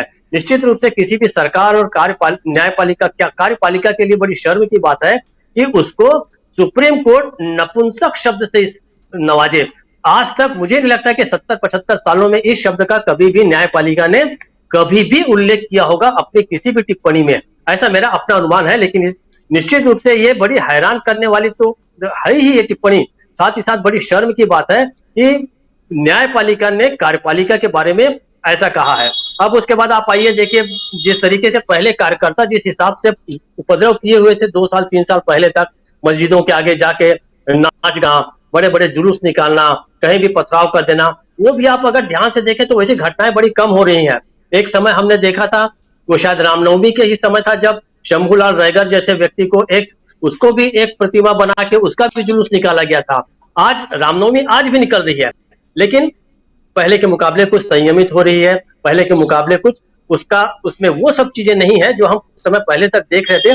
क्योंकि उस समय जो लोग थे, उस कार्यकर्ता जो उसमें शामिल होते थे, बड़े उग्र किस्म के थे और अनावश्यक थे। अब इसमें जो अंतिम है, आप देखिए कि लोकसभा में भी उन्होंने राहुल गांधी को निकाल तो दिया, लेकिन जनमानस जो है और जो लोगों की जो भावना है वो राहुल के साथ धीरे धीरे जुड़ती जा रही है। तो निश्चित रूप से एक ऐसे सारे मोर्चे जो हैं वो बीजेपी लगातार हार रही है। यहाँ पर जो उन्होंने कार्यकर्ताओं के बीच अभी जो उन्होंने भाषण दिया, जिसको हम दिखा भी रहे हैं मोदी अपने आप में उस तरीके से जो स्पिरिटेड भाषण जिसको कहा जाता था, बड़े उत्साह से जो दिया करते थे 1 2 साल 3 साल 5 साल पहले, वो उत्साह स्वयं उनमें नजर नहीं आ रहा है। उनकी अपनी कमजोरी दिख रही है और दांव जो है निश्चित रूप से इसलिए उल्टा पड़ता जा रहा है कि देश के अंदर और देश के बाहर ये भी जो हो रहा है वो अब वो जो है लोग समझने लग गए हैं कि राहुल के खिलाफ न केवल अन्याय हुआ है, बल्कि भारत की पूरी लोकतांत्रिक प्रणाली है, लोकतांत्रिक पद्धति है, वही खतरे में आ गई है। अब जो विदेश से जो बहुत सारी जो प्रतिक्रियाएं आ रही हैं, ये बता रही हैं कि पूरी दुनिया इससे चिंतित करे, जिसका वर्णन तो टंडन जी ने पहले बता दिया है। भारत जैसे देश में देश का अलोकतांत्रिक होना या यहाँ पर किसी तानाशाह का राज करना जो है पूरी दुनिया एफोर्ड नहीं कर सकती। इसलिए सारी दुनिया जो है इसको लेके चिंतित है।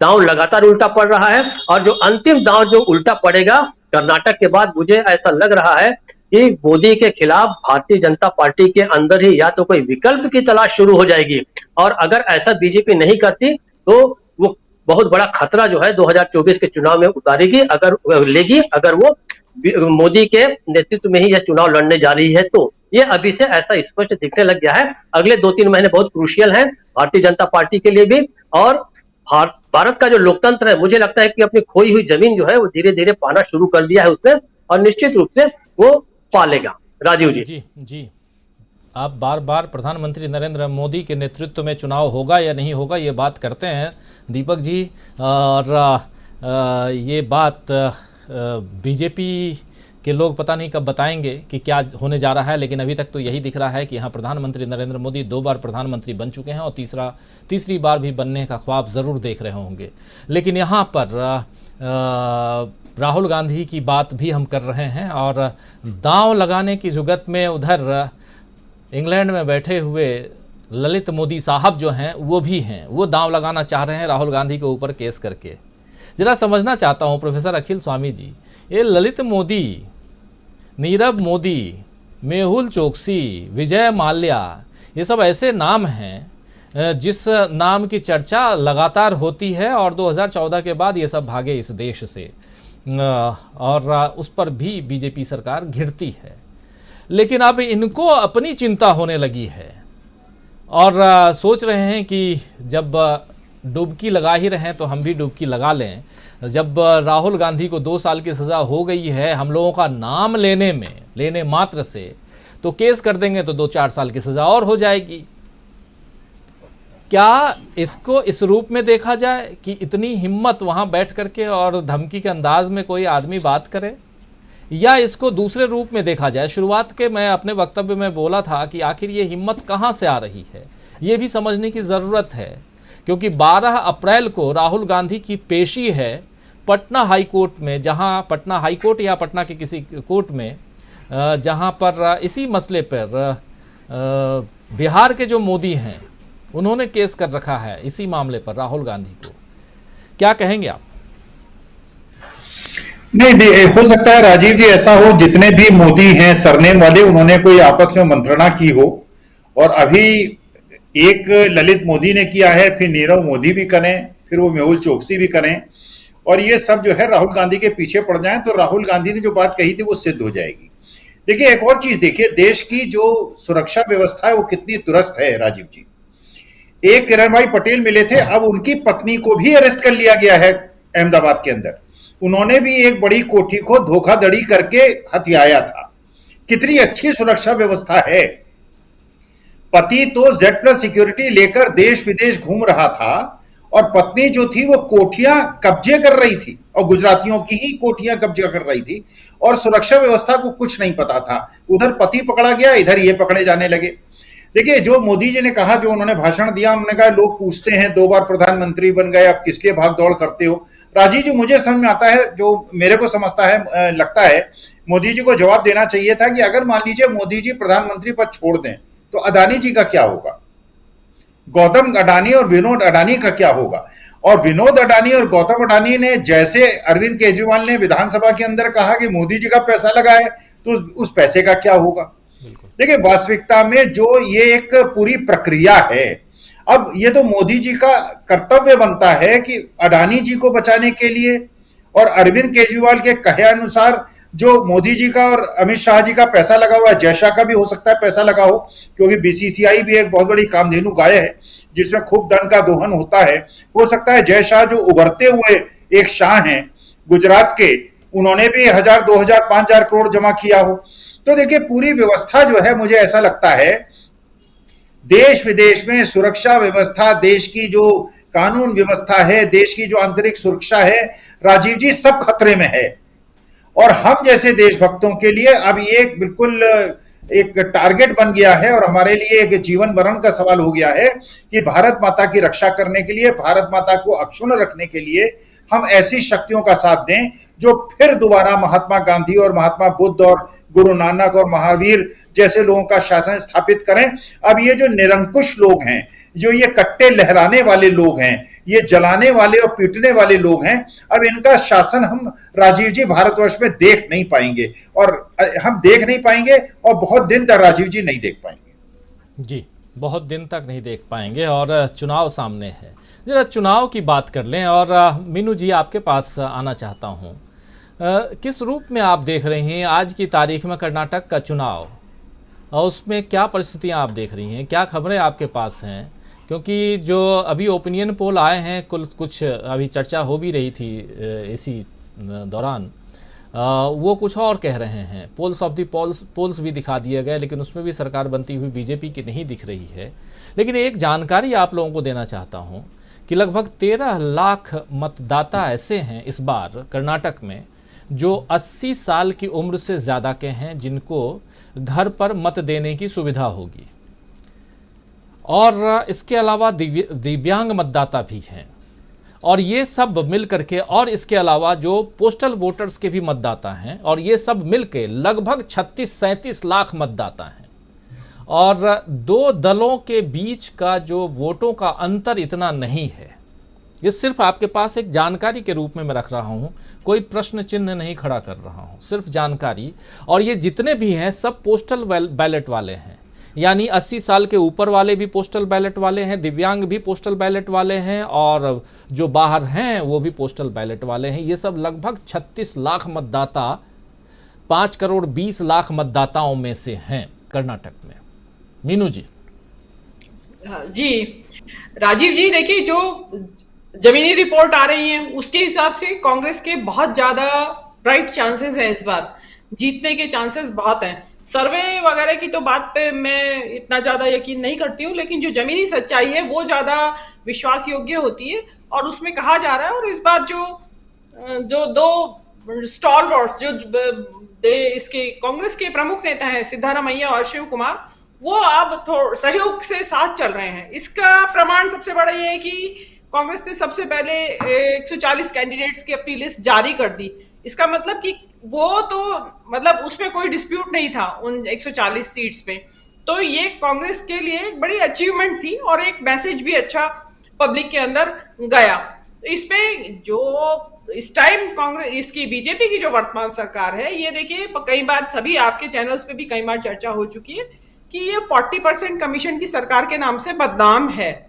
और इस पे आपको ध्यान होगा कि पिछले साल वहां के कुछ 2 कॉन्ट्रैक्टर्स थे, उन्होंने प्रधानमंत्री को चिट्ठी भी लिखी थी कि हम परेशान हैं आपकी सरकार से कि वो वहां पे 40% कमीशन की सरकार है, और एक ने तो आत्महत्या भी कर ली थी ये सुसाइड नोट लिख के कि मुझे परेशान किया जा रहा है।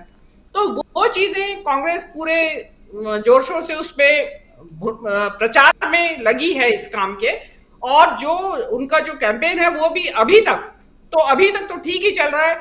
और राहुल गांधी अब वहां जब प्रचार की शुरुआत करेंगे, तो जो न्यूज है उसके खबर के अनुसार उसी कोलार शहर से करेंगे जहां से ये मुकदमा पैदा हुआ था। ये मोदी की जो भाषण दिया था मोदियों के ऊपर राहुल गांधी ने, तो वहीं से राहुल गांधी अपने कर्नाटक की चुनाव प्रचार की शुरुआत करेंगे। क्या कहते हैं उसमें और जनता के ऊपर क्या प्रभाव पड़ता है, वो एक देखने वाली चीज होगी। देखिए महंगाई का मुद्दा, बेरोजगारी का मुद्दा उसी तरह वहां भी मुंह बाय खड़ा है जैसे कि देश के अन्य हिस्सों में खड़ा हुआ है। तो जो कर्नाटक का चुनाव है उसमें इस वक्त कांग्रेस के लिए बहुत अच्छी मौका है, उसको कांग्रेस भुनाए। रही आपकी जो ये आपने बैलेट पेपर की बात की, और ये जो दिव्यांगों के लिए, विकलांगों के लिए, या फिर जो सीनियर सिटीजन्स के लिए जो आपकी घर से वोट करेंगे वो जाके, देखिए इसमें कांग्रेस को बहुत ज्यादा सजग रहने की जरूरत है। ये मैं ऐसा इसलिए कह रही हूं कि उत्तराखंड में बहुत बड़ा ये हुआ इसमें घपला घोटाला।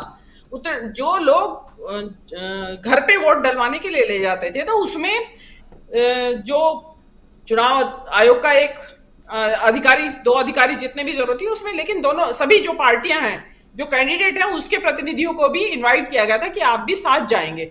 उसमें कांग्रेस की तरफ से लोग गए ही नहीं, और उसमें जो बीजेपी के लोग गए, अब आप अंदाज लगा सकते हैं कि एक वृद्ध व्यक्ति है और उससे किस तरीके से वोट डलवाया गया होगा। तो वहां पे बहुत बड़ा घोटाला होने की वो है वोट की। और दूसरी बात, ये जो बैलेट पेपर्स आते हैं सर्विस वालों के, उसमें भी बहुत बड़ा एक वीडियो वायरल हुआ था, ये हरीश रावत जी ने ही किया था, भूतपूर्व मुख्यमंत्री ने। उसमें आर्मी के किसी ऑफिस में, वहां पे एक आर्मी ऑफिसर बैलेट पेपर्स पे ठप्पे लगा रहा था लगातार बीजेपी के कमल के निशान पर। तो अब आप अंदाज लगा लीजिए, ये आइडेंटिफाई नहीं हो पाया है कि कौन से स्टेट का था, और सॉरी कौन से पोलिंग बूथ पे था या कौन से हेडक्वार्टर से था। लेकिन ये इस तरह की हेरा फेरियां बहुत होती हैं। कांग्रेस को इस बारे में ये क्या होता है, छोटे छोटे 1-1 लाख 50,000 कॉन्स्टिट्यूएंसी वाइज, किसी में 2,000 4,000, इन वोटों से हार जीत होती है विधानसभा में। 500 से भी होती है, 100 से भी होती है, 100 वोट से भी होती है। तो एक एक वोट कीमती है, 100 वोट से लेके 1000 500, इन वोट के एक एक वोट के लिए कांग्रेस को पूरी जी जान लगाना चाहिए, तब बात बनेगी। देखिए सामने जो है विपक्ष, जो सत्ता पक्ष है, वो इन चीजों में बड़े माहिर हैं, हेरा फेरी और इस तरह का जो छल कपट करने में। तो कांग्रेस को अपनी सदाशयता छोड़ के पूरे विजिलेंस के साथ, उसमें ईवीएम की चौकसी हो या जो भी हो, वो सब करना होगा, तब जाके कर्नाटक का चुनाव हाथ आएगा। क्योंकि इस टाइम चोट खाया हुआ है देश का प्रधानमंत्री कई मुद्दों पे, इंटरनेशनल भी दबाव में है और इंटरनल दबाव में भी है, देश के अंदर भी दबाव में है। तो वो कर्नाटक उनके लिए कांग्रेस से ज्यादा बीजेपी के लिए इस टाइम आन बान का मुद्दा बना हुआ है। तो वो किसी भी हद तक जाएंगे और हर कोशिश करेंगे। तो उसके लिए काउंटर कांग्रेस को बड़े समझदारी से करना होगा, यही मेरा कहना है राजीव जी। जी जी बिल्कुल। प्रशांत टंडन जी, क्या ये पूरा का पूरा मामला जो है वो कर्नाटक के कारण है, जो चल रहा है दिल्ली में, जो कुछ चल रहा है? राहुल गांधी ने अपनी पदयात्रा में काफ़ी लंबा वक्त गुजारा, 18 दिन कर्नाटक में थे। अभी अमलेंदु उपाध्याय जी बता भी रहे थे, जो सीन जिसमें बारिश में भीगते हुए भाषण दिए थे राहुल गांधी, वहीं कर्नाटक में, उसी कर्नाटक में राहुल गांधी अपने 2 वरिष्ठ नेताओं को सड़क पे दौड़ाते हुए नजर आए, जिसमें डीके शिव कुमार और सिद्धरमैया थे शायद, ये दोनों थे। तो ये सब कुछ था, हमने देखा है। और उसके बाद अब कोलार में राहुल गांधी की पहली सभा 5 अप्रैल को पहले से तय है। इसी 5 अप्रैल को, यानी आज से ठीक छठवें दिन राहुल गांधी वहाँ होंगे, चुनावी सभा। और ये भी कहा जा रहा है कि आनन फानन में इतनी जल्दी जो चुनाव की घोषणा हुई है, शायद कोलार में की जो सभा थी उससे पहले करनी थी, इसलिए हो गई घोषणा। अब कितना सही है कितना गलत नहीं पता, लेकिन कोलार बहुत मायने रखता है। अब राहुल गांधी के सियासी सफ़र में कोलार बहुत मायने रखता है, और वहीं से अगर इसकी शुरुआत हो रही है तो कहीं ना कहीं ये खलबली भी है, वो हड़बड़ी भी है, जिसका हमने देख लिया कल, जिसकी घोषणा हो गई चुनाव की। किस रूप में देखा जाए ये जो कुछ चल रहा है, वो क्या कर्नाटक के दांव पेच के हिसाब से चल रहा है कि हाँ कर्नाटक को किसी भी तरह अपने पक्ष में किया जाए? कर्नाटक गुजरात नहीं है, लेकिन जी कर्नाटक भी एक कारण है राजीव जी, और लेकिन कर्नाटक में तो इसका नुकसान होगा, और कुल मिलाकर नुकसान होगा। ये जो पूरा राहुल गांधी को संसद से निकालने का जो पूरा चला प्रक्रिया, जिसमें कि बीजेपी का एक एमएलए भी शामिल है, कोलार का भाषण, सूरत में कंप्लेंट, इसकी पूरी जो कानूनी पहलू है वो मैंने संजय हेगड़े जी से डिस्कस किया है, और वो उनकी राय क्या है वो हम लोग इंटरव्यू में देखेंगे। लेकिन देखिए ये पूरा मामला राहुल गांधी का बुरी तरीके से बैकफायर कर गया है, और इसीलिए आप देखिए कि बहुत ज़्यादा जो समर्थन या बयान बीजेपी के अंदर से नहीं आ रहे हैं, वो बयान आ रहे हैं जो कि दिलवाए जा रहे हैं, लेकिन वो अपने आप जो स्वतः स्फूर्त बयान आने चाहिए थे वो नहीं आ रहे हैं। बात यह कि वो बहुत ही कानूनी रूप से वो बहुत ही, जिसको कहें कि कमजोर जमीन पे खड़ा हुआ मुकदमा है। वो कांग्रेस उसमें अभी तक इसलिए नहीं गई है अपील पे, इसका एक कारण जो मुझे समझ में आता है कि वो 100 से ऊपर पेज का जजमेंट है, और वो गुजराती भाषा में है, तो उसका ट्रांसलेशन होगा और ट्रांसलेशन होने के बाद उसको वकील लोग समझेंगे, उसमें से पॉइंट निकालेंगे और जो थोड़ी बहुत जो बातें समझ में आई हैं, जो बाहर निकल के आई है जजमेंट के बारे में, तो वो जजमेंट में बड़ी खामियां हैं। और ये मुकदमा कोई बहुत मुश्किल मुकदमा नहीं है राहुल गांधी के लिए। वो कैसे मुश्किल नहीं है, ये हम इसी प्रोग्राम के बाद संजय हेगड़े जी के इंटरव्यू में देखेंगे। एक दो और बातें राजीव जी जोड़ना चाहता हूँ। एक तो जो जर्मनी ने बयान दिया है उसको लेकर किरण रिजिजू ने भी रिएक्ट किया है, बहुत कुछ हो रहा है उस पर डोमेस्टिक पॉलिटिक्स में। उसका एक पृष्ठभूमि भी है जिसकी चर्चा मैंने शुरुआत में की। बस मैं याद दिला दूं कि ये जर्मनी विदेश मंत्री वही हैं, जब G20 में आई थी ये, तो इनको हवाई जहाज में जो हमेशा दूसरे विदेश मंत्रियों के साथ होता है, रेड कारपेट नहीं मिल पाया था। रेड कारपेट इनके लिए नहीं बिछाया गया था, इनके लिए प्रोटोकॉल ऑफिसर भी नहीं थे। कहा यह गया कि इनका जहाज समय से पहले लैंड हो गया, लेकिन एक जिसको कहें कि संयोग है, वो संयोग ये है कि ये जो जर्मन विदेश मंत्री हैं, ये ह्यूमन राइट के मुद्दों पर सवाल उठाती रही हैं भारत को लेकर। ये भी एक संयोग है। दूसरा एक बड़ा मजेदार संयोग और हो रहा है दिल्ली में, और उसको लेके बिल्कुल अलग तरीके का डिप्लोमेटिक वॉर भारत और इंग्लैंड के बीच में शुरू हो चुका है। वो ये है कि जो इंग्लैंड के राजदूत हैं भारत में, दिल्ली में, उनके घर के बगल में पब्लिक टॉयलेट बनाया जा रहा है, शौचालय, और उसको लेकर वो बहुत विरोध कर रहे हैं। वो कह रहे हैं वो लोग कि ये उनकी सुरक्षा के साथ खिलवाड़ है, और उनके घर के सामने जो बैरिकेडिंग थी उसको भी हटा दिया गया है। तो नए तरीके के विवाद लोकतांत्रिक देशों से इन्वेंट किए जा रहे हैं, उनका आविष्कार किया जा रहा है। क्या जरूरत है? कल ही आप कह रहे थे कि अतीक अहमद 1500 किलोमीटर चला गया, उसको टॉयलेट नहीं मिला। तो ऐसी कौन सी टॉयलेट की आवश्यकता है जो ब्रिटिश हाई कमीशन के घर के बगल में ही बनाया जाए? तो ये सारे नए नए विवाद जो है वो जन्म ले रहे हैं, और वो उसकी वजह वही है कि जो बार बार मोदी साहब कह रहे हैं कि विदेशी ताकतें उनके खिलाफ हैं, सारी दुनिया उनके खिलाफ हो गई है, विपक्ष सब एक हो रहा है। तो विपक्ष एक ना हो, कोई आपको आलोचना ना करे, सुप्रीम कोर्ट कब्जे में रहे, एजेंसियां वो काम करें जो आप कहेंगे। तो ये नौमन तेल है जिस पे नाचना चाहते हैं जी, कि चुनाव आयोग नीचे काम करे, एजेंसियां हम भेजें विपक्ष के पास, तब होगा, मीडिया हमारी वाह करे। तो पिछली सरकारों को तो ये सुविधा नहीं थी जो सुविधा मोदी जी लेना चाहते हैं।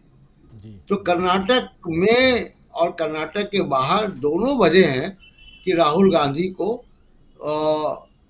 जबरदस्ती बाहर किया जा रहा है। उसका एक प्रमुख वजह राजीव जी मैं बता दूं कि जो बातें आप लोग यहाँ पे हमारे जो विद्वान लोग कर रहे हैं,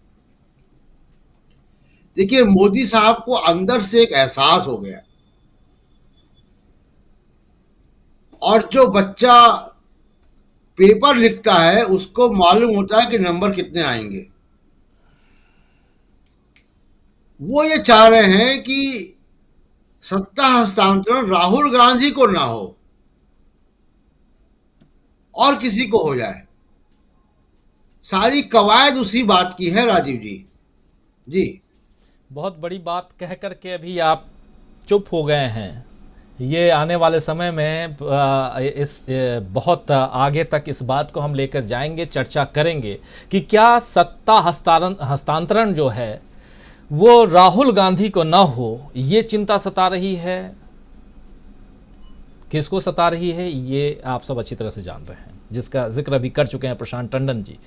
खैर, इस बारे में बात करेंगे, लेकिन डॉक्टर प्रकाश हिंदुस्तानी जी, आपका वीडियो उस समय डाउन हो गया था और बहुत देर बाद आपके पास आ रहा हूं। बहुत कुछ मैं चाह रहा था कि जो बातें हो रही हैं वो आप सुन लें और उसके बाद आप तक पहुंचूं। बहुत कुछ आप, चूँकि एक लंबा वक्त आपने गुजारा है महाराष्ट्र में, महाराष्ट्र की राजनीति को बहुत नज़दीक से देखते हुए पत्रकारिता में, और अब अभी यहाँ है ही, मध्य प्रदेश में है ही, और सावरकर से लेकर के गांधी और क्या क्या नहीं सब, मतलब ऐसा नहीं है कि कभी सावरकर का जिक्र आया था, कभी गांधी के बारे में बात हुई थी, ये कुछ नहीं, सब कुछ आप जहाँ हैं वहाँ भी देख रहे हैं। कई बार गांधी की प्रतिमा पे गोलियाँ चलाई जाती हैं, ये भी मध्य प्रदेश के ही किसी कोने में ऐसा होता है। ये तस्वीरें भी, फुटेज भी हम देखते रहे हैं। ज़रा आपसे समझना चाहता हूँ, अब जो स्थिति है, एक गांधी और राहुल गांधी की बात कर रहा हूँ, और राहुल गांधी भी बहुत खटकते हैं, लोगों को बहुत ज़्यादा खटक रहे हैं। चुनाव का वक्त है और ऐसे में ये दांव उल्टा पड़ता हुआ, हम लिख भी रहे हैं कि राहुल पर एक्शन उल्टा पड़ा दांव उल्टा पड़ता हुआ दिखाई दे रहा है, जिस पर पिछले घंटे डेढ़ घंटे से चर्चा कर रहे हैं।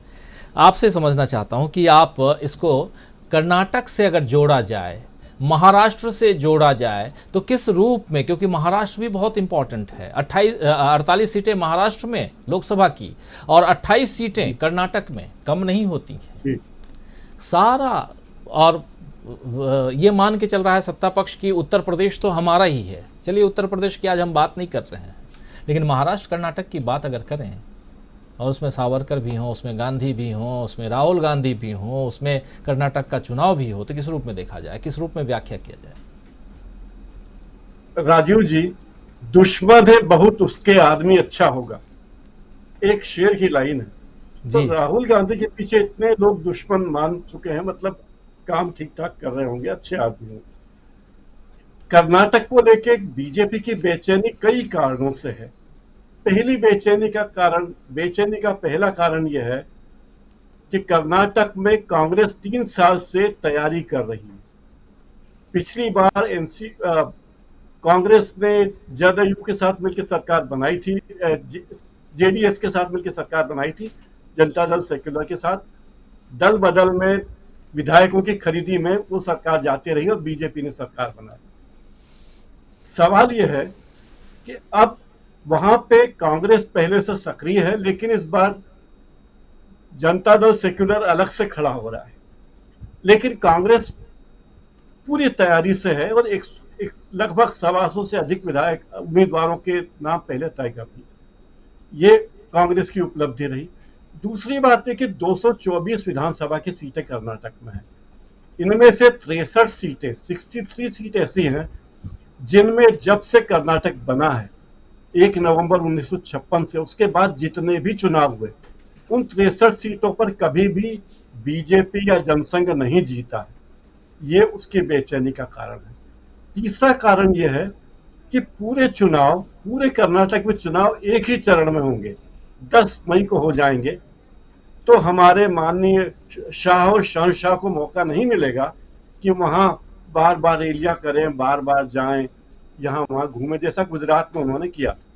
यह मौका नहीं मिलेगा। चौथी बात यह है कि मोहम्मद फैजान जो एनसीपी के सांसद थे लक्षद्वीप के, उनका जो अवैध घोषित कर दिया था, उनकी सांसदी रद्द कर दी गई थी, वो बहाल हो गई है। केरल हाईकोर्ट ने बहाल कर दी है।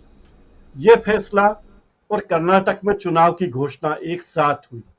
तो ये सब चीजें वो है जो बीजेपी को डरा धमका रही है। दूसरी बात ये देखिए कि बीजेपी अपने चुनाव की तैयारी कैसे कर रही। टीपू सुल्तान का मुद्दा देखिए। टीपू सुल्तान की जयंती मना रही थी पुरानी सरकार। उन्होंने कहा टीपू सुल्तान तो हिंदू हंता था, हिंदुओं की हत्या की थी। टीपू सुल्तान विद्वान नहीं था, वैज्ञानिक सोच वाला नहीं था। टीपू सुल्तान से उनकी बहस, उनका विवाद शुरू हुआ। फिर हिजाब का मुद्दा कर्नाटक में जिस तेजी से उठा, उसके पहले किसको आपत्ति थी? हिजाब ये स्कूल का मामला है, विद्यार्थी का मामला है, हिजाब पहने ना पहने, कोई कानून तो उस बारे में है नहीं। लेकिन हिजाब का मुद्दा जिस तरीके से उठाया गया, तो न केवल कर्नाटक का मुद्दा बनाया गया बल्कि उसको पूरे देश का मुद्दा बनाया गया। और टीपू सुल्तान के मुद्दे को भी इस तरह उठाया गया। यह बीजेपी की या आरएसएस की एक बड़ी खूबी है कि वे ऐसा मुद्दा कहीं से खोज के लाते हैं जिसके बूते पर वे अपनी राजनीति की आग पूरे देश में जला सके। हिजाब का मुद्दा वही था, टीपू सुल्तान का मुद्दा वही था, क्योंकि टीपू सुल्तान ने कई काम ऐसे किए थे जो कर्नाटक के जातिवादी सामंतशाही सरकारों के, उनके सामंतशाही के खिलाफ थे। तो ये सब बातें एक वैज्ञानिक सोच टीपू सुल्तान की थी, जिससे ये मानने को तैयार नहीं कि टीपू सुल्तान मुस्लिम होकर कैसे वैज्ञानिक सोच रख सकता है, क्योंकि उस पर तो केवल हमारे वेदों का ही कब्जा है। ये सारी चीजें हैं जो बीजेपी को बार बार बेचैन कर रही। 3 महीने में 7 बार मोदी जी, हमारे माननीय प्रधानमंत्री जी वहां गए, हजारों की योजनाओं का शिलान्यास किया, भूमि पूजन किया।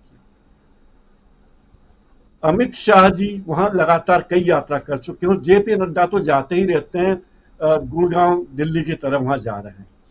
राजनाथ सिंह वहां बार बार जा रहे हैं। यानी बीजेपी को समझ आ रहा है कि कर्नाटक से सत्ता हिलने की शुरुआत हो रही है, और कर्नाटक अकेला राज्य नहीं है, उससे लगे हुए जो राज्य वहां पर भी इसका बहुत बुरा असर पड़ेगा, पूरा असर पड़ेगा।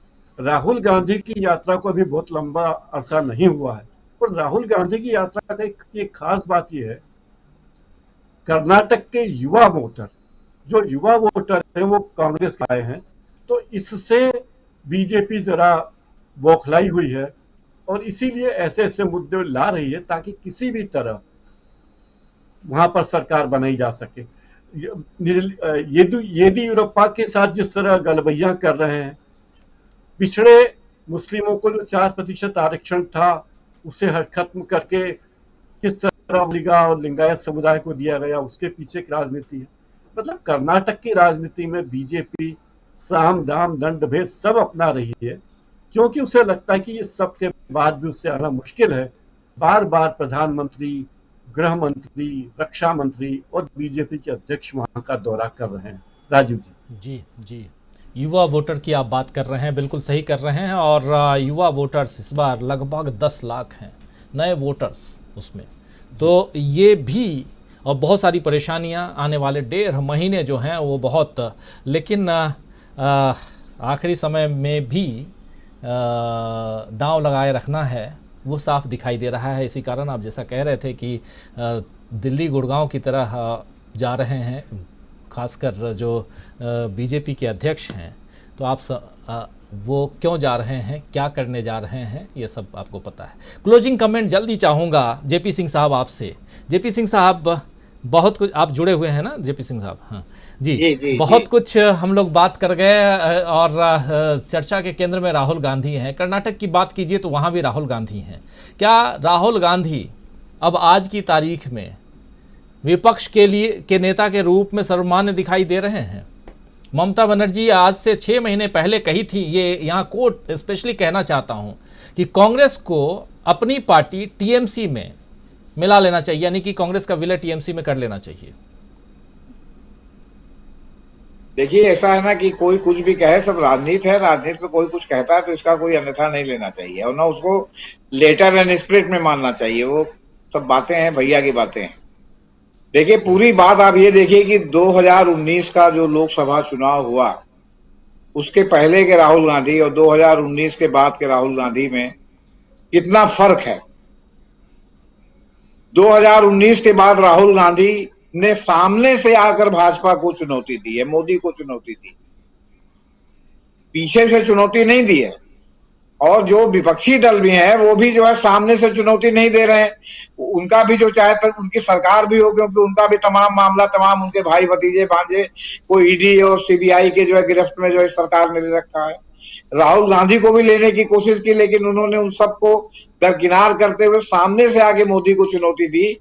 तो इससे पूरे देश की जनता में एक बात घर कर गई, जो अब पहले बात होती थी कि मोदी का विकल्प कौन।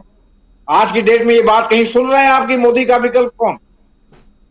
एक नैसर्गिक विकल्प के रूप में बिना कुछ कहे राहुल गांधी जो है सामने आगे खड़े हो गए।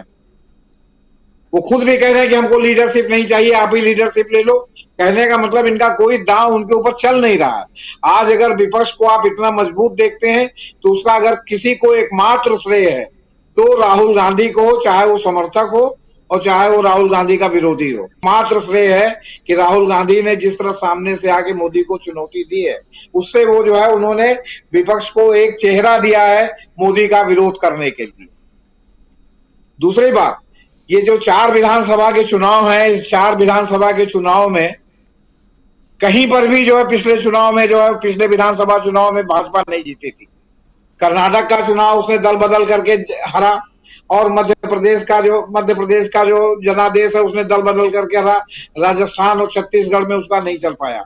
2024 के पहले जिन 4 प्रमुख राज्यों में चुनाव होना है उसमें जो है ये पहला सेमीफाइनल माना जा रहा है कर्नाटक का, और फिर बाकी जो दूसरा सेमीफाइनल है वो राजस्थान, छत्तीसगढ़ और मध्य प्रदेश का होगा। वहां पर भी भाजपा की स्थिति अच्छी नहीं बताई जा रही है। साथ में तेलंगाना, सवाल इस बात का, तेलंगाना है तो तेलंगाना तो मान लीजिए कि वहां केसीआर एक तीसरा फैक्टर भी है, लेकिन डायरेक्ट चुनाव इन जगह पर जो है क्या कहते हैं, इनसे बनाम इनसे है। और अगर तेलंगाना में भी केसीआर जीतते हैं, भाजपा नहीं जीतती, तो भाजपा तो वहां भी पीछे ही है ना। लेकिन बाकी ये जो कांग्रेस का जहां तक सीधा मुकाबला, ये 4 चुनाव है। पिछले चुनाव में 2000 क्या कहते हैं जो 18 का चुनाव हुआ था, उस चुनाव में कांग्रेस को उसके पहले वाले चुनाव से 2% के लगभग ज्यादा वोट मिला था। 36% कुछ था पिछले उसमें चुनाव में, 2018 में 38% था, और भाजपा को केवल 36% वोट मिला था। लेकिन सीटों में जो है भाजपा 104 सीट पा गई और कांग्रेस की सीट घट गई। उसमें तीसरा फैक्टर आ गया था जेडीएस, जो बड़ी ताकत के साथ लड़ा था, और उसने जीता वो भले ना हो, लेकिन उसने कांग्रेस को जगह जगह हरा करके जो है इनको जिताने की कोशिश की या जितवाने में भूमिका अदा की। वोट कटवा टाइप का मामला हो गया। खैर सरकार इनकी उनकी बन गई, उसी के ज्यादा लोग टूट के भी चले गए। इस बार जो है वो क्या कहते हैं, जेडीएस अपने अस्तित्व की लड़ाई लड़ रहा है, वो वोट कटवा की भूमिका में नहीं है, सीधे सीधे कांग्रेस बनाम ये है। और मेरा मानना है कि जिस लोकसभा चुनाव में कर्नाटक में 2 चरण में चुनाव हुआ था, 16 अप्रैल 19 और 23 अप्रैल 23, उस कर्नाटक में विधानसभा चुनाव एक चरण में करा रहा है चुनाव आयोग और भाजपा सरकार ने मान लिया है कि कर्नाटक में हम नहीं जीत पाए। इसलिए कहीं कोई हेरा फेरी की गुंजाइश, वो जो वोटों में जो अंतर करके और दिनों में अंतर करके, चरणों में अंतर करके होता था, इसकी गुंजाइश बहुत कम लग रही है। और इसमें सुप्रीम कोर्ट के उस आदेश की भी बहुत बड़ी भूमिका है, जिसमें उन्होंने चुनाव आयुक्तों को तीनों को बराबर कर दिया है, तीनों के लिए एक चुनाव की प्रक्रिया निर्धारित कर दी है। तो इसलिए चुनाव आयोग भी कहीं न कहीं भीतर से डरा सहमा है और बड़ा फूंक के कदम रख रहा है। ऐसा मेरा मतलब संकेत जो मिल रहा है, वैसे मानना है मेरा। तो इसलिए जो एक चरण का चुनाव वहां ये करा रहे हैं, उसी से आप मान लीजिए कि अपनी हार को स्वीकार कर चुके हैं, अपनी फजीहत नहीं कराना चाहते हो। जी, बहुत बड़ी बात आप कह रहे हैं। हालांकि वायनाड में चुनाव कब करवाएगा चुनाव आयोग, ये पूछा गया था, तो चुनाव आयोग का कहना था कि अभी हड़बड़ी नहीं है, जल्दबाजी नहीं है, लेकिन फरवरी तक जितने भी वैकेंसीज हैं, जहाँ जहाँ वैकेंट सीट्स हैं, वहाँ पे चुनाव करवा रहा है, मतलब उपचुनाव भी हो रहे हैं इसके साथ साथ। खैर, इस कार्यक्रम को समाप्त करने की इजाज़त चाहूँगा। आप सबसे बहुत बहुत शुक्रिया अदा करना चाहता हूँ। मीनू जी आपका, जेपी सिंह साहब, डॉक्टर प्रकाश हिंदुस्तानी जी, प्रोफेसर अखिल स्वामी जी, प्रशांत टंडन जी अभी अपने दूसरे रोल में नज़र आएंगे, और डॉक्टर दीपक पाचपोर जी, बीच में लाइट चली गई थी दीपक जी की, और लेकिन टिके हुए हमारे साथ में जमे हुए हैं, और अमरिंदर उपाध्याय जी, आप सबको बहुत शुक्रिया, बहुत धन्यवाद। आप लोग जुड़े रहे और सीधा यहाँ से ले चले